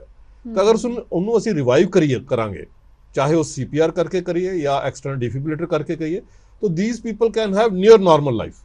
ओके ਉਹ ਇਮੀਡੀਏਟ ਐਪੀਸੋਡ ਜਿਹੜਾ ਹੈ ਉਹਨੂੰ ਅਸੀਂ ਰਿਵਰਟ ਕਰਨਾ, ਇਸ ਵਾਸਤੇ ਉਹਨੂੰ ਰਿਕੋਗਨਾਈਜ਼ ਕਰਨਾ, ਉਹਨੂੰ ਰਿਸਪੌਂਡ ਕਰਨਾ, ਇਹ ਬੜਾ ਇੰਪੋਰਟੈਂਟ ਹੈ। We are doing nationwide movement on this thing कि सारे लोग let me complete it 30 seconds more. We believe today, cardiologists, the community believes कि हर एक एडल्ट ਨੂੰ 12 ਸਾਲ ਦੇ ਉੱਪਰ ਜਿਹੜਾ ਹੈ ਉਹਨੂੰ CPR ਦੇ ਵਿੱਚ ਟ੍ਰੇਨਿੰਗ ਹੋਣੀ ਚਾਹੀਦੀ। We believe ਕਿ ਸਕੂਲ ਦੇ ਕਰਿਕੂਲਮ ਵਿੱਚ CPR ਟ੍ਰੇਨਿੰਗ ਜਿਹੜੀ ਕਾਰਡਿਕ ਰਿਸਸਟੇਸ਼ਨ ਪੜ੍ਹਨੇ part we can forget for a moment, cardiac resuscitation ਜਿਹੜੀ ਆ ਉਹ ਟ੍ਰੇਨਿੰਗ ਅਸੀਂ ਸਕੂਲਾਂ 'ਚ ਵੀ ਸ਼ੁਰੂ ਕੀਤੀ ਹੋਈ ਹੈ। We need to include it in the curriculum of school education law कि अगर किसी ਨੂੰ cardiac arrest ਹੁੰਦੀ ਹੈ, ਚਾਹੇ ਉਹ ਜਿਮ ਵਿੱਚ ਹੈ ਜਾਂ ਪਬਲਿਕ ਪਲੇਸ 'ਚ ਹੈ ਜਾਂ ਕਨਵੈਨਸ਼ਨ ਹਾਲ 'ਚ ਹੈ ਜਾਂ ਮੈਟਰੋ 'ਚ ਹੈ ਜਾਂ railway station, next person should be trained in the CPR. We have to move towards that. ਅਗਰ ਉਹ ਅਸੀਂ ਕਰ ਪਾਵਾਂਗੇ ਔਰ ਪ੍ਰੋਪਰ ਟਾਈਮ ਤੇ ਜਲਦੀ ਤੋਂ ਜਲਦੀ ਉਹਨਾਂ ਨੂੰ ਰਿਸਸਟੇਸ਼ਨ ਦੀ ਫੈਸਿਲਿਟੀ ਮਿਲ ਜਾਂਦੀ ਹੈ, ਤਾਂ although it's an acronym, oxymoron है कि ਅਸੀਂ ਕਹਿੰਦੇ ਕਿ survivor of sudden cardiac death, but if these people survive they can have a near normal life. So immediate response is extremely important. So ਇਹ ਸਾਰੀ ਚੀਜ਼ਾਂ ਅਗਰ ਕੰਪਰੀਹੈਂਸਿਵ ਤਰੀਕੇ ਨਾਲ ਕਰਾਂਗੇ ਅਸੀਂ तो we probably will see much less such episodes. ठीक है, मैं होर भी थोड़े को सवाल जरूर पूछांगी बाली साहब, लेकिन मैं सुमीत सोनी को जाना चाहती हाँ ते पुछना चाहती हाँ सुमीत जी, क्योंकि तुसी ऑनलाइन नॉलेज हब जिहड़ा हैगा वो चलाते हो, ऑथेंटिक जानकारी देना चाह रहे हो, क्योंकि अजकल दे विच सब कुछ तो अवेलेबल हैगा लेकिन सब कुछ इन्ना ज़्यादा अवेलेबल है, इन्फॉर्मेशन इन्नी ज़्यादा लोडेड हैगी है कि एग्जैक्ट ਜਿਹੜੀ ਇਨਫੋਰਮੇਸ਼ਨ ਚਾਹੀਦੀ ਉੱਥੇ ਤੱਕ ਪਹੁੰਚ ਨਹੀਂ ਪਾਉਂਦੇ। ਸੋ ਤੁਹਾਨੂੰ ਤੁਹਾਡੇ ਕੋਲ ਕੀ ਕੁਝ ਐਕਸਪੀਰੀਅੰਸ ਹੈਗਾ ਕਿ ਲੋਕ ਜਿਹੜਾ ਕਿਸ ਤਰੀਕੇ ਦੀ ਕੁਐਰੀ ਨਾਲ ਤੁਹਾਡੇ ਕੋਲ ਜਿਹੜਾ ਹੈਗਾ ਪਹੁੰਚ ਰਹੇ ਨੇ? So thank you Neha ji. So simply health जो आया था, सिंपली हेल्थ जो हम लेके आए थे, तो उसका मेन पर्पस ही ये था कि आपने देखा होगा कि घरों पे अक्सर इवन पेरेंट्स, रिलेटिव्स कुछ भी होता है तो सबसे पहले इंटरनेट पे जाते हैं, इंटरनेट पे इंफॉर्मेशन ढूंढते हैं, इंफॉर्मेशन गूगल करते हैं, and most of the time it is जो इंफॉर्मेशन होती है वो किसी ने लिखी होती है या ढेर सारी इंफॉर्मेशन को दोबारा से रिप्रेजेंट किया गया होता है, बट उस इंफॉर्मेशन का ऑथेंटिक है या नहीं है उसका कोई किसी को नहीं आइडिया होता, और उसी इंफॉर्मेशन को उठा के लोग फॉलो करना शुरू कर देते हैं। सो सिंपली हेल्थ का जो मेन पर्पस था वो यही था कि हम डॉक्टर्स से बात कर सकें, लोगों की जो प्रॉब्लम्स आती हैं, सो लोग अपनी प्रॉब्लम्स हमें हमारी वेबसाइट के थ्रू बताते हैं। अगर वो कोई भी प्रॉब्लम फेस कर रहे होते हैं, जैसे आपने पूछा, सो उस प्रॉब्लम्स को लेके हम डॉक्टर्स के पास जाते हैं जो उसमें स्पेशलाइज्ड है, एंड उन चीज़ों को पूछ के वीडियो पे हम उनसे बातचीत करके इंफॉर्मेशन पूरी लेके then we give it back to, या फिर हम वो उनको वापस दिया देते हैं। इसके अलावा भी हम इंटरनेट पे वो सारे क्वेश्चंस ढूंढने की कोशिश करते हैं जिनको बहुत ज़्यादा पूछा गया होता है। कितना दी क्वेरी आंदी है ਤੁਹਾਡੇ ਕੋਲ हार्ट अटैक्स या इस रिलेटेड? अभी जैसे कि जो हमारा टॉपिक भी है आजकल, ये क्वेश्चन सबसे ज़्यादा आ रहे हैं कि जिम में अगर हम एक्सरसाइज करते हैं तो हार्ट अटैक के क्या चांसेस हैं। किसी को ये पता नहीं है कि कहाँ जाके उसको पूछा जाए, किससे पूछा जाए। अब जिम तो जाते हैं बट जिम में कोई बताने के लिए नहीं होता है कि किस तरह से आपका हार्ट चेक किया जाए, and most of the time वो करते भी नहीं। एंड सबके साथ ही ऐसा होता है कि जब वो एक्सरसाइज करनी शुरू करते हैं, सो मैं I am among one of them, मुझे ये नॉलेज नहीं थी कि कैफीन नहीं लेना चाहिए, and I am a runner also. So we use to have, हम कॉफ़ी पी के रनिंग करने चले जाते हैं, बट इट फर्दर डिहाइड्रेट्स, वो डिहाइड्रेट करता है तो आपकी परफॉर्मेंस थोड़ी देर बाद खराब होनी शुरू हो जाती है। इनिशियली तो इट गिव्स यू एनर्जी, एकदम से वो हिट देता है, बट फिर वो धीरे धीरे। So to have a coach, to have a trainer, to have right information, वो बहुत ज़रूरी है। ठीक है डॉक्टर बाले, एक सवाल ਇਹ ਵੀ ਹੈਗਾ ਕਿ ਹਰ ਸੀਨੇ ਦੀ ਦਰਦ ਨੂੰ ਕੀ ਆਪਾਂ ਹਾਰਟ ਅਟੈਕ ਕਹਿ ਸਕਦੇ ਹਾਂ, ਜਾਂ ਕੋਈ ਸਿੰਪਟਮਸ ਹੁੰਦੇ ਨੇ ਕਿ ਜਿਸ ਤੋਂ ਪਹਿਲਾਂ ਆਪਾਂ ਅੰਦਾਜ਼ਾ ਲਗਾ ਸਕੀਏ ਕਿ ਇਸ ਦੇ ਨਾਲ ਜਿਹੜਾ ਹੈਗਾ ਇਹ ਜਿਹੜਾ ਹੈਗਾ ਹੁਣ ਸਤਰਕ ਹੋਣ ਦੀ ਲੋੜ ਹੈਗੀ ਹੈ। ਜਾਣਕਾਰੀ ਜਿਹੜੀ ਹੈਗੀ ਅਗਰ ਤੁਸੀਂ ਸਾਂਝਾ ਕਰਨਾ ਚਾਹੋ ਕਿ ਕਿੱਦਾਂ ਬਚਿਆ ਵੀ ਜਾ ਸਕਦਾ ਹੈ। ਹਾਰਟ ਦੀ ਪੇਨ ਮੈਂ ਤੁਹਾਨੂੰ ਡਿਸਕ੍ਰਾਈਬ ਕਰਾਂਗਾ ਵਿਚ ਐਵਰੀਬਾਡੀ ਸ਼ੁੱਡ ਨੋ, ਕਿਉਂਕਿ ਕਾਫੀ ਐਸੇ ਹੋਰ ਵੀ ਆਰਗਨ ਹੈਗੇ ਜਿਨ੍ਹਾਂ ਦੀ ਪੇਨ ਜਿਹੜੀ ਹੈ ਸਿਮਿਲਰ ਹੁੰਦੀ ਹੈ, but we need to differentiate. ਤੋ ਜਿਹੜੀ ਐਂਜਾਈਨਾ ਹੈ ਸਾਨੂੰ ਰੈਟਰੋਸਟਰਨਲ ਏਰੀਆ ਸੈਂਟਰਲ ਬੋਨ ਜਿਹੜੀ ਹੈ ਉਹਦੇ ਪਿੱਛੇ ਹੁੰਦਾ, ਤੇ ਇਹ ਨਾਰਮਲੀ ਜੋ ਲੋਕ ਕਹਿੰਦੇ ਪੇਨ ਨਹੀਂ ਹੁੰਦੀ, it's like a compression, heaviness, or as if some pressure has been put. ਕਈ ਲੋਕ ਇਹ ਕਹਿੰਦੇ ਕਿ ਐਲੀਫੈਂਟ ਨੇ ਕੋਈ ਪੈਰ ਰੱਖ ਦਿੱਤਾ ਹੋਇਆ। ਤਾਂ ਅਗਰ ਤੁਹਾਨੂੰ ਚੱਲਣ ਨਾਲ ਦਿੱਕਤ ਹੋ ਰਹੀ ਹੈ ਔਰ ਚਲਦੇ ਤੁਹਾਨੂੰ ਭਾਰੀਪਨ ਲੱਗ ਰਿਹਾ ਛਾਤੀ ਦੇ ਪਿੱਛੇ, ਸੈਂਟਰਲ ਬੋਨ ਦੇ ਪਿੱਛੇ, ਔਰ ਤੁਸੀਂ ਅਗਰ ਐਕਟੀਵਿਟੀ ਕੰਟੀਨਿਊ ਰੱਖਦੇ ਹੋ ਤਾਂ ਉਹ ਜਿਹੜੀ ਡਿਸਕੰਫਰਟ ਹੈ ਉਹ ਰੇਡੀਏਟ ਕਰਦੀ ਹੈ ਸ਼ੋਲਡਰਸ ਤੇ ਜਾਂ ਇੰਟਰਸਕੈਪੂਲਰ ਏਰੀਆ 'ਚ ਦੋਨੋਂ ਉਹਦੇ ਉੱਚ ਏਰੀਆ ਵਿੱਚ ਜਾਂ ਅਪਰ ਐਬਡੋਮਨ ਜਾਂਦੀ ਹੈ ਜਾਂ ਲੋਅਰ ਜਾਅ 'ਚ ਜਾਂਦੀ ਹੈ ਤੇ ਉਹ ਪੇਨ ਜਿਹੜੀ ਹੈ ਉਹ ਹਾਰਟ ਦੀ ਪੇਨ ਹੋ ਸਕਦੀ ਹੈ। ਇਹਦੇ 3-4 ਚੀਜ਼ਾਂ ਇੰਪੋਰਟੈਂਟ ਹੈ। ਪਹਿਲੀ ਹੈ ਕਿ ਕਿੰਨੇ ਇਹਨੂੰ ਪ੍ਰੈਸਪੀਟੇਟ ਕੀਤਾ। ਵੀ ਬਿਲੀਵ ਕਿ angina will be ਪ੍ਰੈਸਪੀਟੇਟਡ by exercise, ਜਿੱਥੇ ਹਾਰਟ ਦੀ ਰਿਕੁਆਇਰਮੈਂਟ ਪਤੇਗੀ। ਜਿਹੜੇ ਵਿਸ਼ਾਲ ਜੀ ਨੇ ਵੀ ਕਿਹਾ ਕਿ TMT ਕਰਕੇ ਅਸੀਂ ਦੇਖਦੇ ਹਾਂ ਤੇ ਇਹ ਐਕਟੀਵਿਟੀ ਕਰਕੇ ਆਏਗੀ, ਐਕਟੀਵਿਟੀ ਕੰਟੀਨਿਊ ਰਹੇਗੀ, ਆਸਤਾ ਆਸਤਾ ਵਧੇਗੀ, ਕ੍ਰਿਸੈਂਡੋ ਹੋਏਗੀ। ਔਰ ਮੈਂ ਤੁਹਾਨੂੰ ਲੋਕੇਸ਼ਨ ਦੱਸਦੀ ਕਿ ਇਟਸ ਵੈਰੀ ਡਿਫਿਊਜ਼ ਹੈਵੀਨੈਸ। ਹੁਣ ਅਗਰ ਕੋਈ ਕਹਿੰਦਾ ਕਿ ਮੈਨੂੰ ਲੈਫਟ ਸਾਈਡ ਤੇ ਫਿੰਗਰ ਪੁਆਇੰਟ ਆਊਟ ਕਰਕੇ ਕਹਿੰਦਾ ਕਿ ਮੈਨੂੰ ਇੱਥੇ ਪੇਨ ਹੋ ਰਹੀ ਹੈ, ਜਾਂ ਕਹਿੰਦਾ ਮੈਨੂੰ ਸੂਈ ਚੁੱਭ ਰਹੀ ਹੈ, ਜਾਂ ਕਹਿੰਦਾ ਮੈਨੂੰ ਪੇਨ ਆਉਂਦੀ ਹੈ ਜਾਂਦੀ ਹੈ, ਜਾਂ ਕਹਿੰਦਾ ਮੈਨੂੰ ਪੇਨ ਇੱਥੋਂ ਸ਼ੁਰੂ ਹੁੰਦੀ ਹੈ ਸਿਰ ਤੇ ਚਲੀ ਜਾਂਦੀ ਹੈ ਜਾਂ ਲੱਤਾਂ ਚਲੀ ਜਾਂਦੀ ਹੈ, ਤਾਂ ਉਹ that is not cardiac pain. ਉਹਨੇ ਜਿਹੜੀ ਐਂਜਾਈਨਲ ਪੇਨ ਹੈ, similar pain of more severe intensity ਅਕਰਸ at rest, ਜਾਂ ਜਿਸ ਤਰ੍ਹਾਂ ਅਸੀਂ ਜਿਮ ਦੀ ਗੱਲ ਕਰ ਰਹੇ ਹਾਂ, ਐਕਟੀਵਿਟੀ ਕਰਦੇ ਬਗੈਰ ਹੋਈ ਜਾਂ ਬੈਠੇ ਬੈਠੇ ਹੋ ਗਏ ਸਾਨੂੰ, ਔਰ ਇਹ ਜ਼ਿਆਦਾ ਇੰਟੈਂਸਿਟੀ ਦੀ ਹੋਈ, ਔਰ ਇਹਦੇ ਨਾਲ ਥੋੜੇ ਆਟੋਨੋਮਿਕ ਸਿੰਪਟਮਸ ਵੀ ਹੈਗੇ ਕਿ ਬਰੀਥਿੰਗ ਡਿਫਿਕਲਟੀ ਹੋਈ, ਕੁਝ ਸਵੈਟਿੰਗ ਹੋਈ, ਪੈਲਪੀਟੇਸ਼ਨਸ ਹੋਈ। ਇਹ ਅਗਰ ਐਸੋਸੀਏਟਿਡ ਸਿੰਪਟਮਸ ਵੀ ਨਾਲ ਲੱਗੇ ਤਾਂ then we need to be concern ਕਿ ਇਹ ਹਾਰਟ ਅਟੈਕ ਹੋ ਸਕਦਾ। ਅਗਰ ਇਹ ਹਾਰਟ ਅਟੈਕ ਦੇ ਸਿੰਪਟਮਸ ਕਿਸੇ ਨੂੰ ਆ ਰਹੇ ਆ ਜਾਂ ਕਿਸੇ ਨੂੰ ਘਰ ਆ ਰਹੇ ਆ, today we talking about gym but this can happen at home also.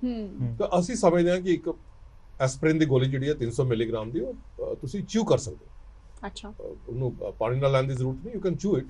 ਉਹਦੇ ਬਾਅਦ ਇੱਕ ਸਾਰਬੇਟੇਟ ਦੀ ਗੋਲੀ 5 ਮਿਲੀਗ੍ਰਾਮ ਦੇ ਜੀਭ ਦੇ ਥੱਲੇ ਰੱਖ ਸਕਦੇ ਹੋ, 5 ਮਿੰਟ ਦੇ ਬਾਅਦ ਦੁਬਾਰਾ ਰਿਪੀਟ ਕਰ ਸਕਦੇ ਹੋ। If it doesn't respond then you need to seek medical help. ਅਸੀਂ ਸਮਝਦੇ ਹਾਂ ਕਿ ਜਿਹੜਾ ਇਨੀਸ਼ੀਅਲ ਹਾਫ ਐਨ ਆਵਰ ਹੈ ਆਫਟਰ ਦਿਸ ਐਪੀਸੋਡ, ਉਹ ਬੜਾ ਇੰਪੋਰਟੈਂਟ ਹੈ, ਕਿਉਂਕਿ ਉਸ ਵੇਲੇ ਪ੍ਰਾਇਮਰੀ ਵੈਂਟੀਕੂਲਰ ਅਰਿਥਮੀਆਸ ਹੁੰਦੇ, ਹਾਰਟ ਬੀਟ ਇਰੈਗੂਲਰ ਹੋ ਜਾਂਦੀ, ਨਾੜੀ ਬੰਦ ਹੋ ਰਹੀ ਹੈ, ਹਾਰਟ ਨੂੰ ਬਲੱਡ ਸਪਲਾਈ ਘੱਟ ਹੋ ਗਈ, ਅਜੇ ਮਸਲ ਡੈਡ ਨਹੀਂ ਹੋਇਆ, ਹਾਰਟ ਅਟੈਕ ਇਵੋਲਵ ਨਹੀਂ ਹੋਇਆ, ਉਹ ਹਾਰਟ ਬੀਟ ਇਰੈਗੂਲਰ ਹੋ ਜਾਏਗੀ, ਪ੍ਰਾਇਮਰੀ ਵੈਂਟੀਕੂਲਰ ਟੈਕੀਕਾਰਡਿਆ ਫਾਈਬ੍ਰਿਲੇਸ਼ਨ ਕਰਕੇ pre hospital sudden cardiac death ਹੋ ਜਾਏਗੀ। ਇਹ ਇੰਪੋਰਟੈਂਟ ਹੈ ਜਾਨਣਾ ਕਿ ਸਾਡੇ ਕੋਲ that is why the role of CPR and external defibrillator comes in, ਕਿ ਅਜੇ ਹਾਰਟ ਅਟੈਕ ਨੂੰ ਅਸੀਂ ਉਹ ਨਹੀਂ ਕਰ ਰਹੇ, ਅਸੀਂ ਉਹਨੂੰ ਵੈਂਟੀਕੂਲਰ ਅਰਿਥਮੀਆਸ ਨੂੰ ਡਿਜ਼ੋਲਵ ਕਰਨ ਦੀ ਕੋਸ਼ਿਸ਼ ਕਰ ਰਹੇ। ਸੋ ਸਿੰਪਟਮਸ ਜਾਣਨਾ ਜ਼ਰੂਰੀ ਹੈ, ਔਰ ਇਹ ਵੀ ਪੋਸੀਬਲ ਹੈ ਕਿ ਇਹ ਸਿੰਪਟਮ ਜਿਹੜੇ ਲੋਕਾਂ ਨੂੰ ਹੋ ਰਹੇ ਹੋਣ, which people may be hiding ਕਿ ਐਕਟੀਵਿਟੀ ਕਰਨ ਨਾਲ ਡਿਸਕੰਫਰਟ ਹੁੰਦੀ ਹੈ, but they still go to gym, they still continue to deny those symptom.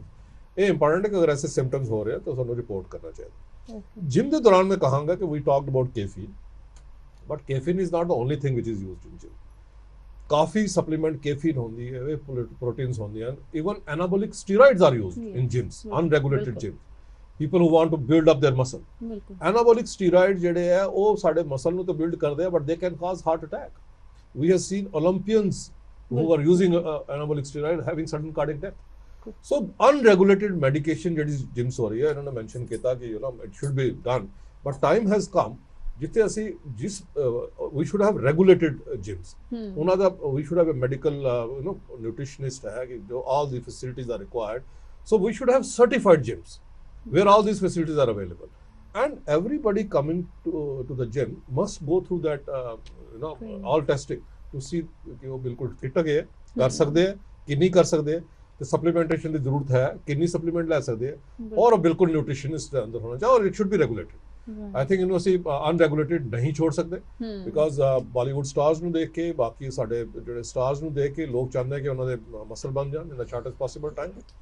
That is producing problem. ਬਿਲਕੁਲ। ਛੋਟੀ ਜਿਹੀ ਬ੍ਰੇਕ ਤੋਂ ਬਾਅਦ ਫਿਰ ਤੋਂ ਲੌਟਾਂਗੇ, ਸਾਡੀ ਖਾਸ ਪੇਸ਼ਕਸ਼ ਜਾਰੀ। ਬ੍ਰੇਕ ਤੋਂ ਬਾਅਦ ਬਹੁਤ-ਬਹੁਤ ਸਵਾਗਤ ਹੈ। ਵਿਸ਼ਾਲ ਜੀ, ਇਹੀ ਸਵਾਲ ਜਿਸ ਤਰੀਕੇ ਨਾਲ ਡਾਕਟਰ ਬਾਲੀ ਨੇ ਵੀ ਕਿਹਾ, ਲੇਕਿਨ ਜਿਮਸ ਦੇ ਵਿੱਚ ਕਿਉਂਕਿ ਜਦੋਂ 17 ਸਾਲ ਜਾਂ 18 ਸਾਲ ਦੀ ਉਮਰ ਹੁੰਦੀ ਹੈ, ਸੋ ਜਨਰਲੀ ਇਹ ਦੇਖਿਆ ਜਾਂਦਾ ਹੈ ਕਿ ਜੋ ਯੰਗਸਟਰਸ ਨੇ ਉਹ ਬਹੁਤ ਚਾਅ ਦੇ ਨਾਲ ਜਿਮ ਚਲੇ ਜਾਂਦੇ ਨੇ, ਲੇਕਿਨ ਉੱਥੇ ਕਿਉਂਕਿ ਉਹਨਾਂ ਨੂੰ ਕੋਈ ਪ੍ਰੋਫੈਸ਼ਨਲ ਟ੍ਰੇਨਿੰਗ ਜਿਹੜੀ ਹੈਗੀ ਉਹ ਨਹੀਂ ਹੁੰਦਾ, ਕੋਈ ਉੱਥੇ ਉਹਨਾਂ ਨੂੰ ਟ੍ਰੇਨਿੰਗ ਦੇਣ ਵਾਲਾ ਨਹੀਂ ਹੁੰਦਾ, ਸੋ ਉਹਨਾਂ ਨੂੰ ਕੋਈ ਨਾ ਕੋਈ ਇੰਜਰੀ ਹੋ ਜਾਂਦੀ ਹੈ ਜਿਹੜੀ ਕਿ ਸਾਰੀ ਉਮਰ ਲਈ ਉਹਨਾਂ ਦੇ ਨਾਲ ਰਹਿੰਦੀ ਹੈ। ਸੋ ਤੁਹਾਨੂੰ ਵੀ ਲੱਗਦਾ ਕਿ ਇਹ ਚੀਜ਼ ਹੈਗੀ ਹੈ ਇਦਾਂ ਦੀ? ਮੈਂ ਤੁਹਾਨੂੰ ਦੱਸਦਾ ਜੀ, there is a research in Harvard University, USA, which says 75% of the gym goers met an injury once a lifetime. And that once a lifetime is when they quit gymming. मतलब ਇੰਨੀ ਕੁ severe injury ਹੁੰਦੀ ਹੈ ਕਿ ਉਹ gym ਹੀ ਛੱਡ ਦਿੰਦੇ ਹੈ। That is lack of supervision, lack of proper training. Same ਉਹੀ ਗੱਲ ਆ ਜਾਂਦੀ unqualified trainers। ਇਹ ਬਹੁਤ ਜ਼ਰੂਰੀ ਨੇ। Secondly, ਆਪਣੇ ਇੰਡੀਆ 'ਚ ਕੀ ਹੈ ਕਿ ਅਸੀਂ ਆਪਣੇ ਆਈਡਲ ਕਿਹਨੂੰ ਮੰਨਦੇ ਹਾਂ? ਲੈ ਦੇ ਕੇ ਸਾਰੇ ਯੰਗਸਟਰਸ ਦੇ ਆਈਡਲ ਨੇ ਬਾਲੀਵੁੱਡ ਵਾਲੇ, ਸਾਰੇ ਹੀਰੋ ਜਿਹਨੇ 6 ਪੈਕ ਵਾਲੇ ਨੇ, ਉਹ ਸਾਰੇ ਆਈਡਲ ਨੇ। ਉਹ ਜਿਹੜੇ ਉਹਨਾਂ ਦੇ ਹੀਰੋਜ਼ ਨੇ ਉਹ ਬਾਡੀ ਕਿੱਦਾਂ ਬਣਾਉਂਦੇ ਨੇ, ਵਾਟਸ देयर ਜਰਨੀ, ਉਹ ਕਿਹੜੀ ਚੀਜ਼ਾਂ ਚੋਂ ਨਿਕਲਦੇ ਨੇ, ਇਹ ਉਹਨਾਂ ਨੂੰ ਨਹੀਂ ਪਤਾ। ਦੇ ਜਸਟ ਸੀ ਦੈਮ ਇਨ ਅ ਮੂਵੀ ਕਿ ਉਹਨਾਂ ਦੀ ਮਤਲਬ ਜੇ ਸੁਲਤਾਨ ਪਿਕਚਰ ਆਈ ਹੈ ਸਲਮਾਨ ਖਾਨ ਨੇ ਹਿਊਜ ਹੋ ਗਿਆ, ਕੋਈ ਹੋਰ ਪਿਕਚਰ ਆਈ ਉਹ 'ਚ ਘਟਾ ਲਿਆ, ਆਮਿਰ ਖਾਨ ਲਗਾਨ 'ਚ ਤਗੜਾ ਹੋ ਗਿਆ, ਜਾਂ ਉਹ ਜਿਹੜੀ ਪਿਕਚਰ ਸੀ ਦੰਗਲ 'ਚ ਬਹੁਤ ਸਟਰੋਂਗ ਹੋ ਗਿਆ। ਸੋ ਦ ਜਰਨੀ ਇਜ਼ ਇੰਪੋਰਟੈਂਟ। ਸਿਰਫ ਅਸੀਂ ਉਹਨਾਂ ਨੂੰ ਸਕਰੀਨ ਤੇ 3 ਘੰਟੇ ਵੇਖਿਆ ਆਪਣਾ ਆਈਡਲ ਨਹੀਂ ਬਣਾ ਸਕਦੇ ਕਿ ਅਗਲੇ 3 ਮਹੀਨੇ 'ਚ ਮੈਂ ਆਮਿਰ ਖਾਨ ਬਣ ਜਾਣਾ ਜਾਂ ਸਲਮਾਨ ਖਾਨ ਬਣ ਜਾਣਾ। ਐਜ਼ ਡਾਕਟਰ ਬਾਲੀ has said, बहुत ही चीज़ें ने, I don't want to mention it because then the topic would go very deeper, be it anabolic steroids, be it supplements, unregulated supplements, और बहुत चीज़ें ने। You need to have a qualified person ਜਿਹੜਾ ਤੁਹਾਨੂੰ guide करे, और stay away from such things ਜਿਹਦੇ effects touch short term ਨੇ but side effects lifelong ਨੇ and life threatening ਵੀ ਨੇ। So just don't follow your heroes or idols just vaguely ਕਿ ਪਤਾ ਨਹੀਂ ਕੀ ਕਿੱਦਾਂ ਬਣ ਜਾਂਦੇ ਕਿੱਦਾਂ ਨਹੀਂ ਬਣ ਜਾਂਦੇ। ਹਾਂਜੀ ਮੈਂ ਡਾਕਟਰ ਇੱਕ ਨਰੂਲਾ, ਯੂ ਛੋਟੀ ਜਿਹੀ ਵਾਂਟ ਚੀਜ਼ ਐਡ ਕਰਨਾ ਚਾਹੁੰਦਾ ਸੀ ਕਿ ਅਸੀਂ ਇਹ ਅਨਫੋਰਚੂਨੇਟਲੀ ਇੱਕ ਇਹੋ ਜਿਹਾ ਪ੍ਰੋਗਰਾਮ ਅੱਜ ਕਰ ਰਹੇ ਹਾਂ ਜਿੱਥੇ ਅਸੀਂ ਕਨਵੈਨਸ਼ਨਲੀ ਵੀ ਹੈਵ ਬੀਨ ਟਾਕਿੰਗ ਕਿ ਜਿਹਦੇ ਸਮੋਕਰਸ ਨੇ, ਡਾਇਬੀਟਿਕਸ ਨੇ, ਜਾਂ ਸੈਡੈਂਟਰੀ ਲਾਈਫਸਟਾਈਲ ਜਿਨ੍ਹਾਂ ਨੂੰ ਹਾਰਟ ਪ੍ਰੋਬਲਮਸ ਹੁੰਦੀ ਹੈ। ਅੱਜ ਸਿਚੁਏਸ਼ਨ ਇਹੋ ਜਿਹੀ ਕਿ ਅਸੀਂ ਸਾਰੇ ਬੈਠ ਕੇ ਇੱਕ ਪੈਨਲ ਡਿਸਕਸ਼ਨ ਹੋ ਰਿਹਾ ਕਿ ਜਿਸ ਚੀਜ਼ ਲਈ ਅਸੀਂ ਹੈਲਦੀ ਹੋਣ ਲਈ ਜਿੱਥੇ ਜਾਂਦੇ ਹਾਂ ਜਿਮ, ਉੱਥੇ ਅਸੀਂ ਹਾਰਟ ਅਟੈਕਸ ਔਰ ਉਹਨਾਂ ਦੇ ਸਾਈਡ ਇਫੈਕਟਸ ਦੀ ਗੱਲ ਕਰ ਰਹੇ ਹਾਂ। ਮੈਂ ਜ਼ਰੂਰ ਇੱਕ ਚੀਜ਼ ਕਹਿਣਾ, ਇੱਕ ਇੰਗਲਿਸ਼ ਕਹਾਵਤ ਹੈ, ਡੋਂਟ ਥਰੋ ਦੀ ਬੇਬੀ ਅਵੇ along with the bath water, ਕਿ ਇਹ ਸਾਰੀ ਡਿਸਕਸ਼ਨ ਦਾ ਮਤਲਬ ਇਹ ਨਹੀਂ ਕਿ gymming is bad. C the advantages are far outweigh ਕਿ ਜਿਹੜਾ ਅਸੀਂ ਕਹਿ ਰਹੇ ਡਿਸਐਡਵਾਂਟੇਜ, ਔਰ ਉਹ ਡਿਸਐਡਵਾਂਟੇਜ ਨਹੀਂ ਹੈ, ਉਹ ਪੈਰਿਲਸ ਇਸ ਕਰਕੇ ਕਿ ਸਾਡੀ ਆਪਣੀ ਲਾਪਰਵਾਹੀ ਹੈ। जिस तरह के अभी गलत असी शॉर्टकट अप्लाई करते हैं, सप्लीमेंट्स लेने हैं, अपने हेल्थ चेकअप नहीं कराते, बट एक्सरसाइज के जेडे बेनिफिट्स आ which are very very high and that should not be ignored. Unfortunately जेडे कि मैं दसिया रिस्क फैक्टर जेडे कि सारिਆਂ ਨੂੰ पता ਸੀਗਾ कि भी सेडेंटरी लाइफस्टाइल है, डायबिटीज है, स्मोकर है। ऑफ कोर्स स्ट्रेस एक ਇਹੋ ਜਿਹਾ फैक्टर है ਜਿਹੜਾ कि हर किसी ਨੂੰ ਅੱਜ ਦੀ ਡੇਟ 'ਚ ਹੈ, ਕੋਈ ਵੀ ਇਹੋ ਜਿਹਾ ਬੰਦਾ ਨਹੀਂ ਜਿਹੜਾ ਸਟ੍ਰੈਸ ਤੋਂ ਬਚਿਆ। We have to train ourselves. ਔਰ ਜਿਹੜਾ ਜਿਮ ਹੈ ਉਹ ਇੱਕ ਸਾਡੀ ਜਰਨੀ ਹੈ for destressing. I always say gym is from distress to de-stress. So please don't forget कि जिम सानू mentally भी de-stress करता है, और ਜਿਹੜਾ mentally ਤੁਹਾਨੂੰ ਚੀਜ਼ de-stress ਕਰਦੀ ਹੈ ਉਹਦੇ ਐਡਵਾਂਟੇजेस ਜ਼ਰੂਰ ਸਰੀਰ ਨੂੰ ਵੀ ਮਿਲਣਗੇ। ਸੋ ਜੇ ਆਪਾਂ ਕੁਝ ਪ੍ਰੀਕਾਸ਼ਨਸ ਲੈ ਕੇ ਐਕਸਰਸਾਈਜ਼ ਕਰੀਏ, long term gymming is very helpful at any age. ਹਰ ਚੀਜ਼ ਜਿਹੜੀ ਰੈਗੂਲੇਟਡ ਜ਼ਰੂਰ ਹੋਣੀ as an ਚਾਹੀਦੀ orthopedic surgeon the women need to do gymming। ਬੜਾ ਇੱਕ ਵੱਡਾ ਮਿਥ ਹੈ ਕਿ ਜੀ ਲੇਡੀਜ਼ ਨੂੰ ਨਹੀਂ ਕਰਨਾ ਚਾਹੀਦਾ। ਮੈਂ ਕਹਿੰਦਾ ਜੀ ਉਹਨਾਂ ਦੀ ਆਸਟੀਓਪੋਰੋਸਿਸ, ਅੱਗੇ ਜਾ ਕੇ ਜਿਹੜੀ ਹੈਲਥ ਪ੍ਰੋਬਲਮਸ ਹੈ ਉਹ ਕਾਫੀ ਹੱਦ ਤੱਕ ਅਸੀਂ ਬਚ ਸਕਦੇ ਹਾਂ ਜੇ ਆਪਾਂ ਰੈਗੂਲਰ ਐਕਸਰਸਾਈਜ਼। ਸੋ ਮੋਡਰੇਟ ਕਰੋ, ਆਪਣਾ ਹੈਲਥ ਦਾ ਖਿਆਲ ਰੱਖੋ, don't go for these fat diets, पर प्लीज अपनी एक्सरसाइज किसी फॉर्म च, मैं जरूरी नहीं कहना gym, there other forms, yoga करो, चाहे वॉकिंग करो, स्विमिंग करो, पर एक्सरसाइज ये मतलब नहीं कि आज आप ये बैठ के डिस्कस करिए भी exercise is bad. Exercise is very very I think I couldn't agree with him more.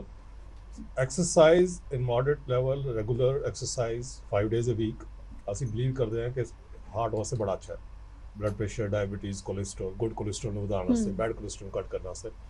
But ਜਿਹੜਾ ਵਿਸ਼ਾਲ ਜੀ ਨੇ ਕਿਹਾ ਸੀ ਕਿ ਹਰ ਇੱਕ ਬੰਦੇ ਨੂੰ ਪਹਿਲੇ TMT ਕਰਾਉਣਾ ਚਾਹੀਦਾ ਜਾਂ ਉਹਨਾਂ ਨੂੰ ਇੱਕ ਸਟ੍ਰੈਸ ਟੈਸਟ ਕਰਨਾ ਚਾਹੀਦਾ, ਉਹਦੇ 'ਚ ਮੈਂ ਐਡ ਕਰਨਾ ਚਾਹਾਂਗਾ ਕਿ ਦਿਸ is one of the investigation, but ਇੱਕ ECG ਤੇ ਐਕੋਕਾਰਡੀਓਗ੍ਰਾਫੀ ਵੀ ਹੋਣਾ ਚਾਹੀਦਾ, ਕਲੀਨਿਕਲ ਇਵੈਲੂਏਸ਼ਨ ਵੀ ਹੋਣੀ ਚਾਹੀਦੀ। ਉਹ ਇਸ ਵਾਸਤੇ ਇੰਪੋਰਟੈਂਟ ਹੈ। अब ਤੁਸੀਂ ਸਮਝਦੇ ਹਾਂ ਕਿ 95% ਲੋਕ ਜਿਨ੍ਹਾਂ ਦੀ ਸਡਨ ਕਾਰਡਿਕ ਡੈਥ ਹੋ ਰਹੀ ਹੈ ਉਹ ਦਿਲ ਦੀ ਨਾੜੀ ਬਲੌਕ ਕਰਕੇ ਹੋ ਰਹੀ ਹੈ, but there are other reasons also.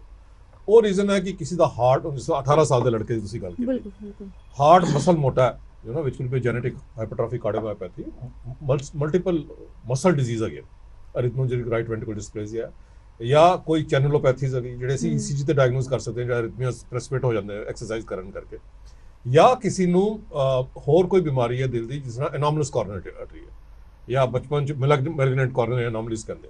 So there are other also rare causes which can produce a sudden cardiac death during gymming. और ਅਸੀਂ ਦੇਖਿਆ ਕਿ worldwide soccer players may have sudden cardiac death while playing soccer. Our English cricketer है who had to leave his professional cricket at the top of his game because ਉਹਨਾਂ ਨੂੰ ਇੱਕ right ventricle ਦੀ problem ਸੀਗੀ, arrhythmogenic right ventricle dysplasia ਕਹਿੰਦੇ।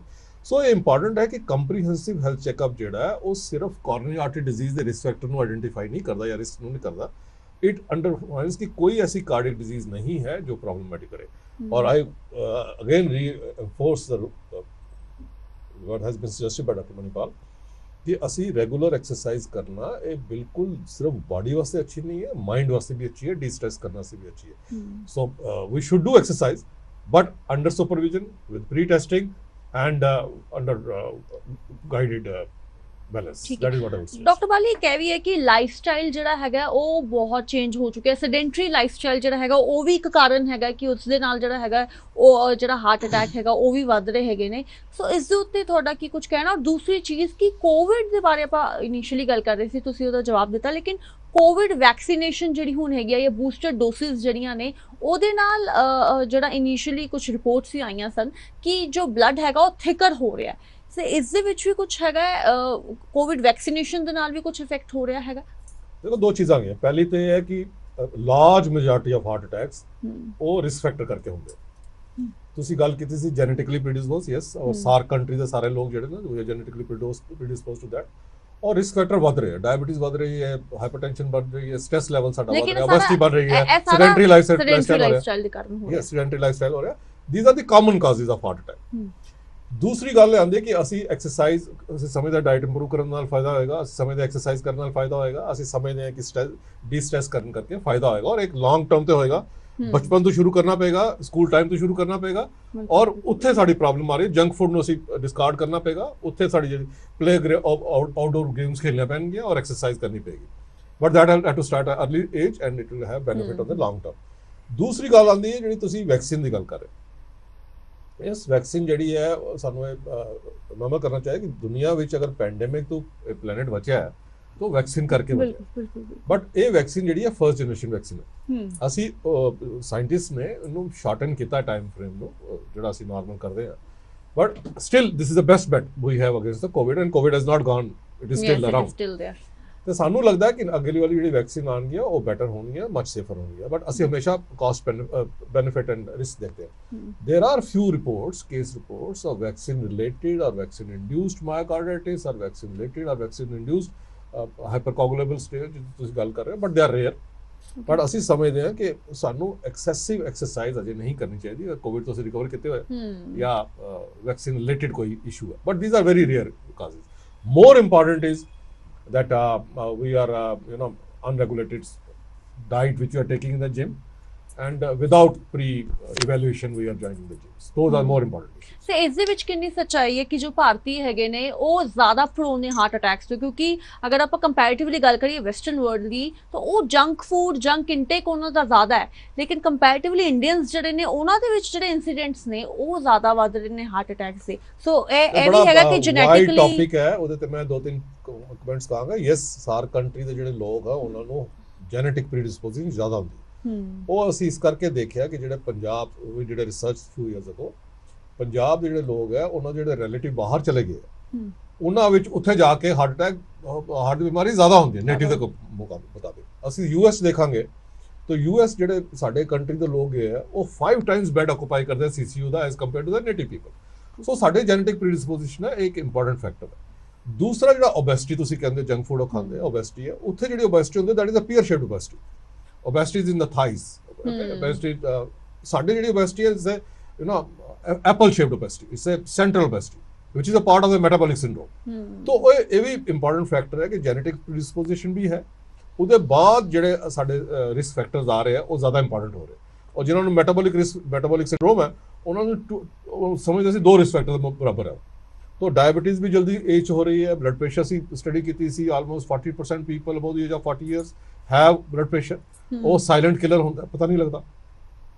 तो obesity भी आ रही है, डायबिटीज भी हो रही है, हाइपरटेंशन भी, स्ट्रेस ਤੁਸੀਂ ਮੈਂਸ਼ਨ ਕੀਤਾ ਹੈ, ਸਾਰੀਆਂ ਚੀਜ਼ਾਂ ਮਿਲ ਕੇ ਇੱਕ ਇਨਫਲੇਮੇਟਰੀ ਮਿਲਿਓ ਕ੍ਰੀਏਟ ਕਰਦੇ ਆ, ਔਰ ਇਨਫਲੇਮੇਟਰੀ ਮਿਲਿਓ ਕਰਕੇ ਜਿਹੜਾ ਸਾਡਾ ਪਲਾਕ ਹੈ ਜਾਂ ਉਹ ਰਪਚਰ ਕਰ ਜਾਂਦਾ ਹੈ ਜਾਂ ਅਨਸਟੇਬਲ ਹੋ ਜਾਂਦਾ ਹੈ, ਜਿਸ ਕਰਕੇ ਇਹ ਦਿੱਕਤਾਂ ਆਉਣੀਆਂ ਸ਼ੁਰੂ ਹੁੰਦੀਆਂ। ਸੋ ਆਈ ਥਿੰਕ ਇੰਪੋਰਟੈਂਟ ਹੈ ਕਿ ਅਸੀਂ ਰਿਸਕ ਫੈਕਟਰ ਦਾ ਕੰਟਰੋਲ ਕਰੀਏ, ਔਰ ਇਹ ladies भी होना चाहिए, males भी होना चाहिए, early age to शुरू होना चाहिए। So we have to start early, but it is never too late, and we can always have a very good lifestyle to prevent it, but early age to शुरू करेंगे तो as a country heart ਦੀ ਬਿਮਾਰੀ ਜਿਹੜੇ ਘੱਟ ਹੋਣਗੇ। ਨਹੀਂ ਜੀ, ਮੈਂ ਇੱਕ ਚੀਜ਼ ਐਡ ਕਰਨਾ ਚਾਹੂੰਗਾ ਕਿ ਅਸੀਂ ਗੱਲ ਕਰਦੇ ਹਾਂ ਕਿ ਕੋਲੇਸਟ੍ਰੋਲ ਵੱਧ ਜਾਂਦਾ ਹੈ ਤੇ ਆਰਟਰੀਜ਼ ਨੈਰੋਇੰਗ, ਲੋਕਾਂ ਨੂੰ ਸਮਝਾਉਣਾ ਬੜਾ ਆਸਾਨ ਹੈ ਕਿ ਵੀ ਆਰਟਰੀਜ਼ ਨੈਰੋ ਹੋ ਗਈ ਔਰ ਤੁਹਾਡਾ ਕੋਲੇਸਟ੍ਰੋਲ ਉੱਥੇ ਜਮਾ ਹੋ ਗਿਆ।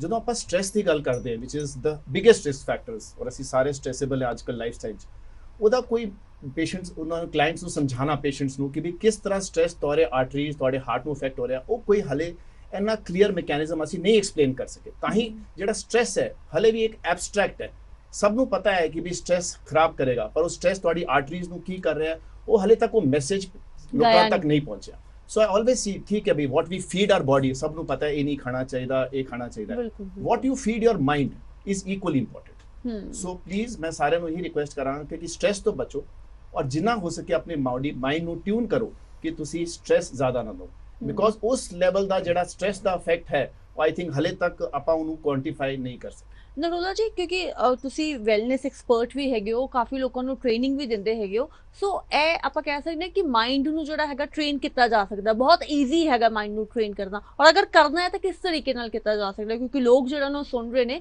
ਕਿ ਅਗਰ ਸਟ੍ਰੈਸ ਨਾ ਲਵੋ, ਕਹਿਣਾ ਬੜਾ ਈਜ਼ੀ ਹੈ, ਲੇਕਿਨ ਸਟ੍ਰੈਸ ਕਿਸ ਤਰੀਕੇ ਦੇ ਨਾਲ ਨਾ ਲਿਆ ਜਾਵੇ, ਕੀ ਚੀਜ਼ਾਂ ਕੀਤੀਆਂ ਜਾਣ, ਉਸ ਦੇ ਬਾਰੇ ਵੀ ਅਗਰ ਤੁਸੀਂ ਥੋੜਾ ਜਿਹਾ ਜ਼ਿਕਰ ਕਰ। ਜਸਟ ਲਾਈਕ ਮੈਂ ਹੀ ਕਹਿ ਰਿਹਾ ਸੀ ਕਿ what you feed your mind, so stress definitely ਅੱਜ ਕੱਲ ਕੇ ਲਾਈਫਸਟਾਈਲ 'ਚ ਹਰ ਇੱਕ ਨੂੰ ਸਟ੍ਰੈਸ ਤਾਂ ਹੋਣਾ ਹੀ ਹੋਣਾ ਹੈ। How you react to a situation ਸਭ ਤੋਂ ਜ਼ਿਆਦਾ ਮੈਟਰ ਕਰਦਾ ਹੈ। ਰਿਐਕਟ ਔਰ ਰਿਸਪੌਂਡ, ਹਾਂ, ਤਾਂ ਯੂ ਸ਼ੁਡ ਨਾਟ ਰਿਐਕਟ, ਤੁਸੀਂ ਆਪਣਾ ਯੂ ਸ਼ੁਡ ਬੀ ਪ੍ਰੋਐਕਟਿਵ, ਤੁਸੀਂ ਰਿਐਕਟ ਨਾ ਕਰੋ। ਕੋਈ ਵੀ ਚੀਜ਼ ਗੁੱਸਾ ਆਉਂਦਾ ਹੈ, ਕੋਈ ਵੀ ਤੁਹਾਡੇ ਸਡਨ ਇਮੋਸ਼ਨਸ ਹੈ, ਉਹਨਾਂ ਨੂੰ ਕੰਟਰੋਲ ਕਰੋ, ਔਰ ਆਫ ਕੋਰਸ ਕੋਈ ਨਾ ਕੋਈ ਆਪਣੇ ਰੂਟੀਨ ਤੋਂ, ਆਪਣੇ ਕੰਮ ਤੋਂ ਹਟ ਕੇ ਇੱਕ ਇਹੋ ਜਿਹਾ ਆਊਟਲੈਟ ਲੱਭੋ ਜਿੱਥੇ ਤੁਸੀਂ ਡੀ-ਸਟ੍ਰੈਸ ਕਰ ਸਕਦੇ ਹੋ। ਐਂਡ ਚਾਹੇ ਉਹ ਹੌਬੀ ਹੈ, it could B gardening, it could B playing, it could B gymming, ਜਿਹੜੀ ਆਪਾਂ ਅੱਜ ਗੱਲ ਕਰ ਰਹੇ ਹਾਂ, ਇਹ ਇੱਕ ਨਾ ਇੱਕ ਆਊਟਲੈਟ। ਦੇਖੋ ਹਰ ਇੱਕ ਚ ਨਾ ਕੁਝ ਐਕਸੈਸ એનર્ਜੀ ਹੁੰਦੀ ਹੈ, ਉਹ ਐਕਸੈਸ એનર્ਜੀ ਤੁਸੀਂ ਚੰਗੇ ਕੰਮਾਂ ਚ ਕੱਢ ਲਓ ਤਾਂ ਚੰਗੀ ਗੱਲ ਹੈ। Even religion for that praying can also be a destress, meditation. So whatever destresses you, ਇੱਕ ਆਪਣੀ ਐਕਟੀਵਿਟੀ ਆਪਣੇ ਸਰੀਰ ਨੂੰ, ਆਈ ਆਲਵੇਜ਼ ਸੇ ਤੁਸੀਂ ਸਰੀਰ ਨੂੰ 1 ਘੰਟਾ ਦਿਓ ਤਾਂ ਸਰੀਰ ਤੁਹਾਨੂੰ 23 ਘੰਟੇ ਦੇਗੀ। ਉਹ 1 ਘੰਟਾ ਤੁਸੀਂ ਬੀ ਸੈਲਫਿਸ਼ ਆਪਣੇ ਲਈ ਲੱਭੋ, ਜਿੱਥੇ ਕੋਈ ਤੁਹਾਨੂੰ ਡਿਸਟਰਬ ਨਾ ਕਰੇ, ਜਿਹੜਾ ਤੁਹਾਡੇ ਲਈ ਹੈਗਾ, ਬਿਕੋਜ਼ ਤੁਸੀਂ ਆਪਣੀ ਹੈਲਥ ਰੱਖੋਗੇ ਤਾਂ ਹੀ ਤੁਸੀਂ ਲੋਕਾਂ ਦਾ ਧਿਆਨ ਰੱਖ ਸਕਦੇ ਹੋ। As a doctor you can't pour from an empty vessel. So ਤੁਸੀਂ ਆਪਣੀ ਹੈਲਥ ਦਾ ਖਿਆਲ ਰੱਖੋ, ਆਪਣੇ ਲਈ 1 ਘੰਟਾ ਦਿਓ, ਦੇयर इज ਨਥਿੰਗ ਰੋਂਗ, ਸੈਲਫਿਸ਼ ਹੋ, ਉਸ 1 ਘੰਟੇ ਲਈ ਤੁਸੀਂ ਆਪਣੀ ਇੱਕ ਐਕਟੀਵਿਟੀ ਕਰੋ ਜਿਹਦੇ ਕਰਕੇ ਤੁਸੀਂ ਡੀ-ਸਟ੍ਰੈਸ ਹੋ ਸਕੋ। ਠੀਕ ਹੈ, ਦੋ ਤਿੰਨ ਪੁਆਇੰਟ ਮੈਂ ਹੋਰ ਐਡ ਕਰਾਂਗਾ। ਬੜਾ ਅੱਛਾ ਮਨੀਪਾਲ ਜੀ ਨੇ ਕਿਹਾ। ਪਹਿਲੀ ਗੱਲ ਤੇ ਇਹ ਹੈ ਕਿ ਸਾਨੂੰ ਆਪਣਾ ਲਾਈਫ ਜਿਹੜਾ ਹੈ, stress is part of life, we should have realistic expectations from our life. Everybody wants to get everything in the shortest possible time. कि मैं 3 महीने की करांगा, 5 साल की करना चाहता, 10 साल की करना है, realistic expectation होनी चाहिए और we should plan it. दूसरा बड़ा important है कि ਅਸੀਂ छोटी छोटी breaks ਲਈ 3-4 ਮਹੀਨੇ ਦੇ ਬਾਅਦ 2-3 ਦਿਨ ਵਾਸਤੇ ਫੈਮਿਲੀ ਮੈਂਬਰਸ ਨਾਲ ਜਾਂ ਫਰੈਂਡਸ ਨਾਲ ਬਿਲਕੁਲ ਜਿੱਥੇ ਮੋਬਾਈਲ ਨਾ ਹੋਏ, ਟੀਵੀ ਨਾ ਹੋਏ, and we are alone with only that is important. Yoga, I think we have learned to associate yoga with a religious group or a political party. I think if beyond we look at it, ਇਹ ਸਾਡੇ mind ਨੂੰ relax ਕਰਦਾ ਹੈ, ਸਾਡੇ physical activity ਨੂੰ physical better ਕਰਦਾ ਹੈ, ਔਰ ਮਿਊਜ਼ਿਕ ਬੜਾ ਇੰਪੋਰਟੈਂਟ ਹੈ ਐਜ਼ ਅ ਰਿਲੈਕਸ ਹੈ। So we need different type of stress busters ਜਿਹੜੇ ਅਸੀਂ ਯੂਜ਼ ਕਰ ਸਕਦੇ ਹਾਂ। ਇਹਨਾਂ ਨੇ ਮੈਂਸ਼ਨ ਕੀਤਾ, ਆਈ ਵੁੱਡ ਰੀਐਮਫਸਾਈਜ਼ ਇਟ ਕਿ ਸਾਨੂੰ ਡਿਫਰੈਂਟ ਟਾਈਪਸ ਦੀ ਹਾਬੀ ਹੋਣੀ ਚਾਹੀਦੀ। ਵੀ ਸ਼ੁੱਡ ਬੀ ਮਲਟੀਫੈਸਟਡ ਕਿ ਇੱਕ ਚੀਜ਼ ਨੂੰ ਅਗਰ ਅਸੀਂ ਕਰ ਦਿਆਂਗੇ ਤਾਂ ਉਹ ਉਹਦੇ ਚ ਸਾਨੂੰ ਸੈਟਬੈਕ ਮਿਲੇਗੀ ਤਾਂ we will collapse. So we need let out. Wali Sahib, ਅੱਜ ਕੱਲ ਇੱਕ ਇਹ ਵੀ ਚੀਜ਼ ਹੋ ਚੁੱਕੀ ਹੈ ਕਿ ਇੱਕ ਵਰਡ ਹੈ ਕਿ ਸਾਡੇ ਕੋਲ ਟਾਈਮ ਹੀ ਨਹੀਂ ਹੈਗਾ, ਹੈ ਨਾ, ਔਰ ਜੇਕਰ ਆਪਾਂ ਟਾਈਮ ਦੇਣਾ ਤੇ ਅਜਿਹੀਆਂ ਚੀਜ਼ਾਂ ਤੋਂ ਕਿਉਂ ਦਿੱਤਾ ਜਾਵੇ, ਕਿਉਂਕਿ ਲੋਕ ਜਿਹੜਾ ਨਾ ਸਮਝ ਨਹੀਂ ਰਹੇ। ਇਹ ਚੀਜ਼ ਬੜੀ, ਹਰ ਕਿਸੇ ਨੂੰ ਪੁੱਛ ਲਓ, ਸਾਡੇ ਕੋਲ ਟਾਈਮ ਨਹੀਂ ਹੈ, ਸਾਡੇ ਕੋਲ ਟਾਈਮ ਨਹੀਂ ਹੈ। ਸਹਿ ਵਾਲੀ ਚੀਜ਼ ਜਿਹੜੀ ਹੈਗੀ, ਔਰ ਤੁਹਾਡੇ ਕੋਲ ਅਗਰ ਇਹ ਚੀਜ਼ ਆ ਰਹੀ ਹੈ ਕਿ ਆਪਣੇ ਲਈ ਟਾਈਮ ਕੱਢੋ, ਡੀ-ਸਟ੍ਰੈਸ ਕਰੋ, ਆਪਣੇ ਆਪ ਨੂੰ ਛੁੱਟੀ ਤੇ ਜਾਓ ਔਰ ਮਿਊਜ਼ਿਕ ਸੁਣੋ, ਜੇਕਰ ਡਾਕਟਰ ਅਜਿਹੀ ਚੀਜ਼ ਕਹਿ ਰਿਹਾ ਤਾਂ ਇਹ ਬੜੀ ਵੱਡੀ ਚੀਜ਼ ਹੈ। ਲੇਕਿਨ ਲੋਕਾਂ ਨੂੰ ਕਿੱਦਾਂ ਸਮਝਾਇਆ ਜਾਵੇ ਕਿ ਟਾਈਮ ਹੈਗਾ, ਜਿਹੜੀ ਚੀਜ਼ ਲਈ ਟਾਈਮ ਕੱਢਣਾ ਹੈ ਉਹਦੇ ਲਈ ਕੱਢਿਆ ਜਾ ਸਕਦਾ ਹੈ ਕਿ ਲਾਈਫ ਇਜ਼ ਅ ਮੈਰਾਥਨ, ਇਹ 100 ਮੀਟਰ ਡੈਸ਼ ਨਹੀਂ ਹੈ। ਤਾਂ ਅਗਰ ਅਸੀਂ ਲੰਬੀ ਦੌੜ ਤੇ ਜਾਣਾ ਹੈ ਤੇ ਆਪਣੇ ਵਾਸਤੇ ਸਾਨੂੰ ਟਾਈਮ ਕੱਢਣਾ ਪਏਗਾ। We have seen the most important people, the most busy people in the world, even the POTUS, president of United States, ਔਰ ਸਾਡੇ ਵੀ ex prime minister, they could find time for themselves. 1 ਘੰਟਾ ਜਿਹੜਾ ਉਹਨਾਂ ਨੇ ਆਪਣੇ ਵਾਸਤੇ ਲਗਾਣਾ, ਚਾਹੇ ਉਹ ਫਿਜ਼ੀਕਲ ਐਕਟੀਵਿਟੀ ਵਾਸਤੇ ਹੋਏ ਜਾਂ ਮੈਡੀਟੇਸ਼ਨ ਵਾਸਤੇ ਹੋਏ ਜਾਂ ਕਿਸੇ ਚੀਜ਼ ਵਾਸਤੇ ਹੋਏ, ਇਹ ਸਾਡੀ ਇਨਵੈਸਟਮੈਂਟ ਹੈ। And return of investment would be long-term quality of life. Agar asi, these days we plan everything, we think about our investment. So this is an investment. This is investment in our own health. अपनी body ਦੇ ਉੱਤੇ investment ਕਰੋ, ਆਪਣੇ ਉੱਤੇ investment ਕਰੋ। 1 ਘੰਟਾ invest ਕਰੋਗੇ ਤਾਂ 23 ਘੰਟੇ ਦੋਗੀ। ਇਹ ਬੜਾ ਇੰਪੋਰਟੈਂਟ ਹੈ ਕਿ ਅਸੀਂ ਕਿੰਨੇ ਘੰਟੇ, ਕਿੰਨੀ ਦੇਰ ਇਨਵੈਸਟ ਕਰ ਰਹੇ ਹਾਂ। ਲੌਂਗ ਟਰਮ ਤੇ ਸਿਰਫ ਕੁਆਂਟੀਟੀ ਨਹੀਂ ਦੇਗੀ, ਇੱਕ ਕੁਆਲਿਟੀ ਆਫ ਲਾਈਫ ਵੀ ਦੇਗੀ, ਡਿਜ਼ੀਜ਼ ਫ੍ਰੀ ਟਾਈਮ ਵੀ ਦੇਗੀ ਤੁਹਾਨੂੰ। ਇਹ ਇਨਵੈਸਟਮੈਂਟ ਕਰਨਾ ਜ਼ਰੂਰੀ ਹੈ। ਟਿਪ ਜਿਹੜਾ ਤੁਸੀਂ ਕਿਹਾ ਨਾ ਟਾਈਮ ਨਹੀਂ ਹੈ, ਆਈ ਥਿੰਕ ਜਿਹੜਾ ਬਾਟਮ ਲਾਈਨ ਹੈ ਨਾ ਇਜ਼ ਬਰੀਥਿੰਗ। ਜਦੋਂ ਆਪਾਂ ਗੱਲ ਕਰਦੇ ਟਾਈਮ, ਅਸੀਂ ਬੈਠੇ ਵੀ ਇੱਥੇ, ਅਸੀਂ ਜੇ ਆਪਣਾ ਸਰੀਰ ਨੂੰ 5 ਮਿੰਟ ਦਈਏ ਡੀਪ ਬਰੀਥਿੰਗ, ਤੁਸੀਂ ਦੇਖੋ ਚਾਹੇ ਤੁਸੀਂ ਮੈਡੀਟੇਸ਼ਨ ਦੀ ਗੱਲ ਕਰੋ, ਯੋਗਾ ਦੀ ਗੱਲ ਕਰੋ, ਉਹਦਾ ਬਾਟਮ ਲਾਈਨ ਕੀ ਹੈ? ਤੁਸੀਂ ਡੀਪ ਬਰੀਥਿੰਗ ਕਰਦੇ ਹੋ। ਬਰੀਥਿੰਗ ਲਈ ਤੁਹਾਨੂੰ ਟਾਈਮ ਨਹੀਂ ਚਾਹੀਦਾ, you just need to be alert. ਤੁਸੀਂ ਕਿੱਥੇ ਵੀ ਆਪਣੇ ਲਈ 10 minute 3 times a day 4 times a day ਆਪਣੇ ਆਪ ਨੂੰ ਦੋ, ਜਿੱਥੇ ਤੁਸੀਂ ਡੀਪ ਬਰੀਥਿੰਗ ਕਰੋਗੇ, ਉਹਦੇ ਲਈ ਕਿਸੇ ਟਾਈਮ ਦੀ ਲੋੜ ਨਹੀਂ। So this is one tip that I would like to give my viewers ਕਿ ਠੀਕ ਹੈ। ਜਿੱਥੇ ਮੌਕਾ ਲੱਗੇ, ਇਵਨ ਜਦੋਂ ਤੁਸੀਂ ਜਿਮ ਵੀ ਕਰਦੇ ਹੋ, I think somewhere where people go wrong in the gym ਕਿ ਜਲਦੀ ਸੈੱਟ ਕਰਦੇ ਨੇ, ਆਪਣੀ ਬਰੀਥਿੰਗ ਨੂੰ ਸ਼ੈਲੋ ਕਰਦੇ ਆ। ਤੁਸੀਂ ਜੋ ਵੀ ਐਕਸਰਸਾਈਜ਼ ਕਰੋ, ਆਪਣੀ ਬਰੀਥਿੰਗ ਤੇ ਕਨਸੈਂਟਰੇਟ ਕਰੋ। Deep Right. Breathing definitely will lower the incidence of ਸੱਚ। ਦੋ ਚੀਜ਼ਾਂ ਹੋਰ ਕਹਿਣਾ ਚਾਹਾਂਗਾ। ਇੱਕ, ਜਿਹੜਾ ਅਸੀਂ ਜਿਮ ਵਿੱਚ ਜਾਂਦੇ ਆ, ਵੀ ਬਲੀਵ ਵਾਰਮ ਅਪ ਤੇ ਕੂਲਿੰਗ ਡਾਊਨ ਬੜਾ ਇੰਪੋਰਟੈਂਟ ਹੈ। We tend to not forget about that part. ਇੱਕ ਇਹ ਬੜਾ ਇੰਪੋਰਟੈਂਟ ਇਸ਼ੂ ਹੈ। ਦੂਸਰਾ ਇਹ ਹੈ ਕਿ ਅਸੀਂ ਸਮਝਦੇ ਹਾਂ ਕਿ ਜਿਸ ਤਰ੍ਹਾਂ ਮੈਂਸ਼ਨ ਕੀਤਾ ਕਿ ਮੋਡਰੇਟ ਲੈਵਲ ਦੀ ਐਕਸਰਸਾਈਜ਼ ਹੋਣੀ ਚਾਹੀਦੀ, but moderate level exercise is optimum, but it's been seen some exercise better than no exercise. ਕਿ ਅਗਰ ਥੋੜੀ ਵੀ ਅਸੀਂ ਕਰ ਸਕਦੇ ਹਾਂ, 10 ਮਿੰਟ ਵੀ ਕਰ ਸਕਦੇ ਹਾਂ, 15 ਮਿੰਟ ਵੀ ਕਰ ਸਕਦੇ ਹਾਂ, 2 ਸ਼ਿਫਟ ਹੀ ਕਰ ਸਕਦੇ ਹਾਂ, 20 ਮਿੰਟ ਸਵੇਰੇ ਕਰ ਲਿਆ, 20 ਮਿੰਟ ਸ਼ਾਮ ਨੂੰ ਕਰ ਲਿਆ, some exercise better than no exercise. ਤੋ ਐਕਸਰਸਾਈਜ਼ ਨੂੰ we can't deny it, but gymming ਜਿਹੜਾ ਹੈ ਉਹਦੇ ਵਿੱਚ ਅਸੀਂ ਉਹਨੂੰ ਰੈਗੂਲੇਟ ਕਰਾਂਗੇ ਤੇ ਬੜਾ ਤੇ ਇਹ ਸਾਰੀਆਂ ਚੀਜ਼ਾਂ ਦੇ ਨਾਲ ਘਟਾਇਆ ਜਾ ਸਕਦਾ, ਰਿਸਕ ਫੈਕਟਰ ਨੂੰ Yes. ਘਟਾਇਆ ਜਾ ਸਕਦਾ। ਬਿਲਕੁਲ ਘਟਾਇਆ ਜਾ ਸਕਦਾ ਹੈ। ਔਰ ਇੱਕ ਹੋਰ ਪੁਆਇੰਟ ਮੈਂ ਕਹਾਂਗਾ ਕਿ which we tend to ignore, ਕਿ ਜਿਹੜੇ ਸੈਲੀਬ੍ਰਿਟੀ ਹੈ, particularly from the 뮤직 world, sometime drugs also play a role, and we seen vestige that can produce a heart attack, particular type of drugs which are used. ਉਹਦੇ ਤੋਂ ਵੀ younger generation ਨੂੰ ਪਰੇ ਰਹਿਣਾ ਚਾਹੀਦਾ। ਬਿਲਕੁਲ। ਤੋ ਅਗਰ ਅਸੀਂ ਰੈਗੂਲੇਟ ਕਰਾਂਗੇ ਤਾਂ ਬੜਾ ਅੱਛਾ ਰਹੇਗਾ। ਦੈਟ ਵਿਲ ਬੀ ਠੀਕ ਹੈ। ਗੁੱਡ।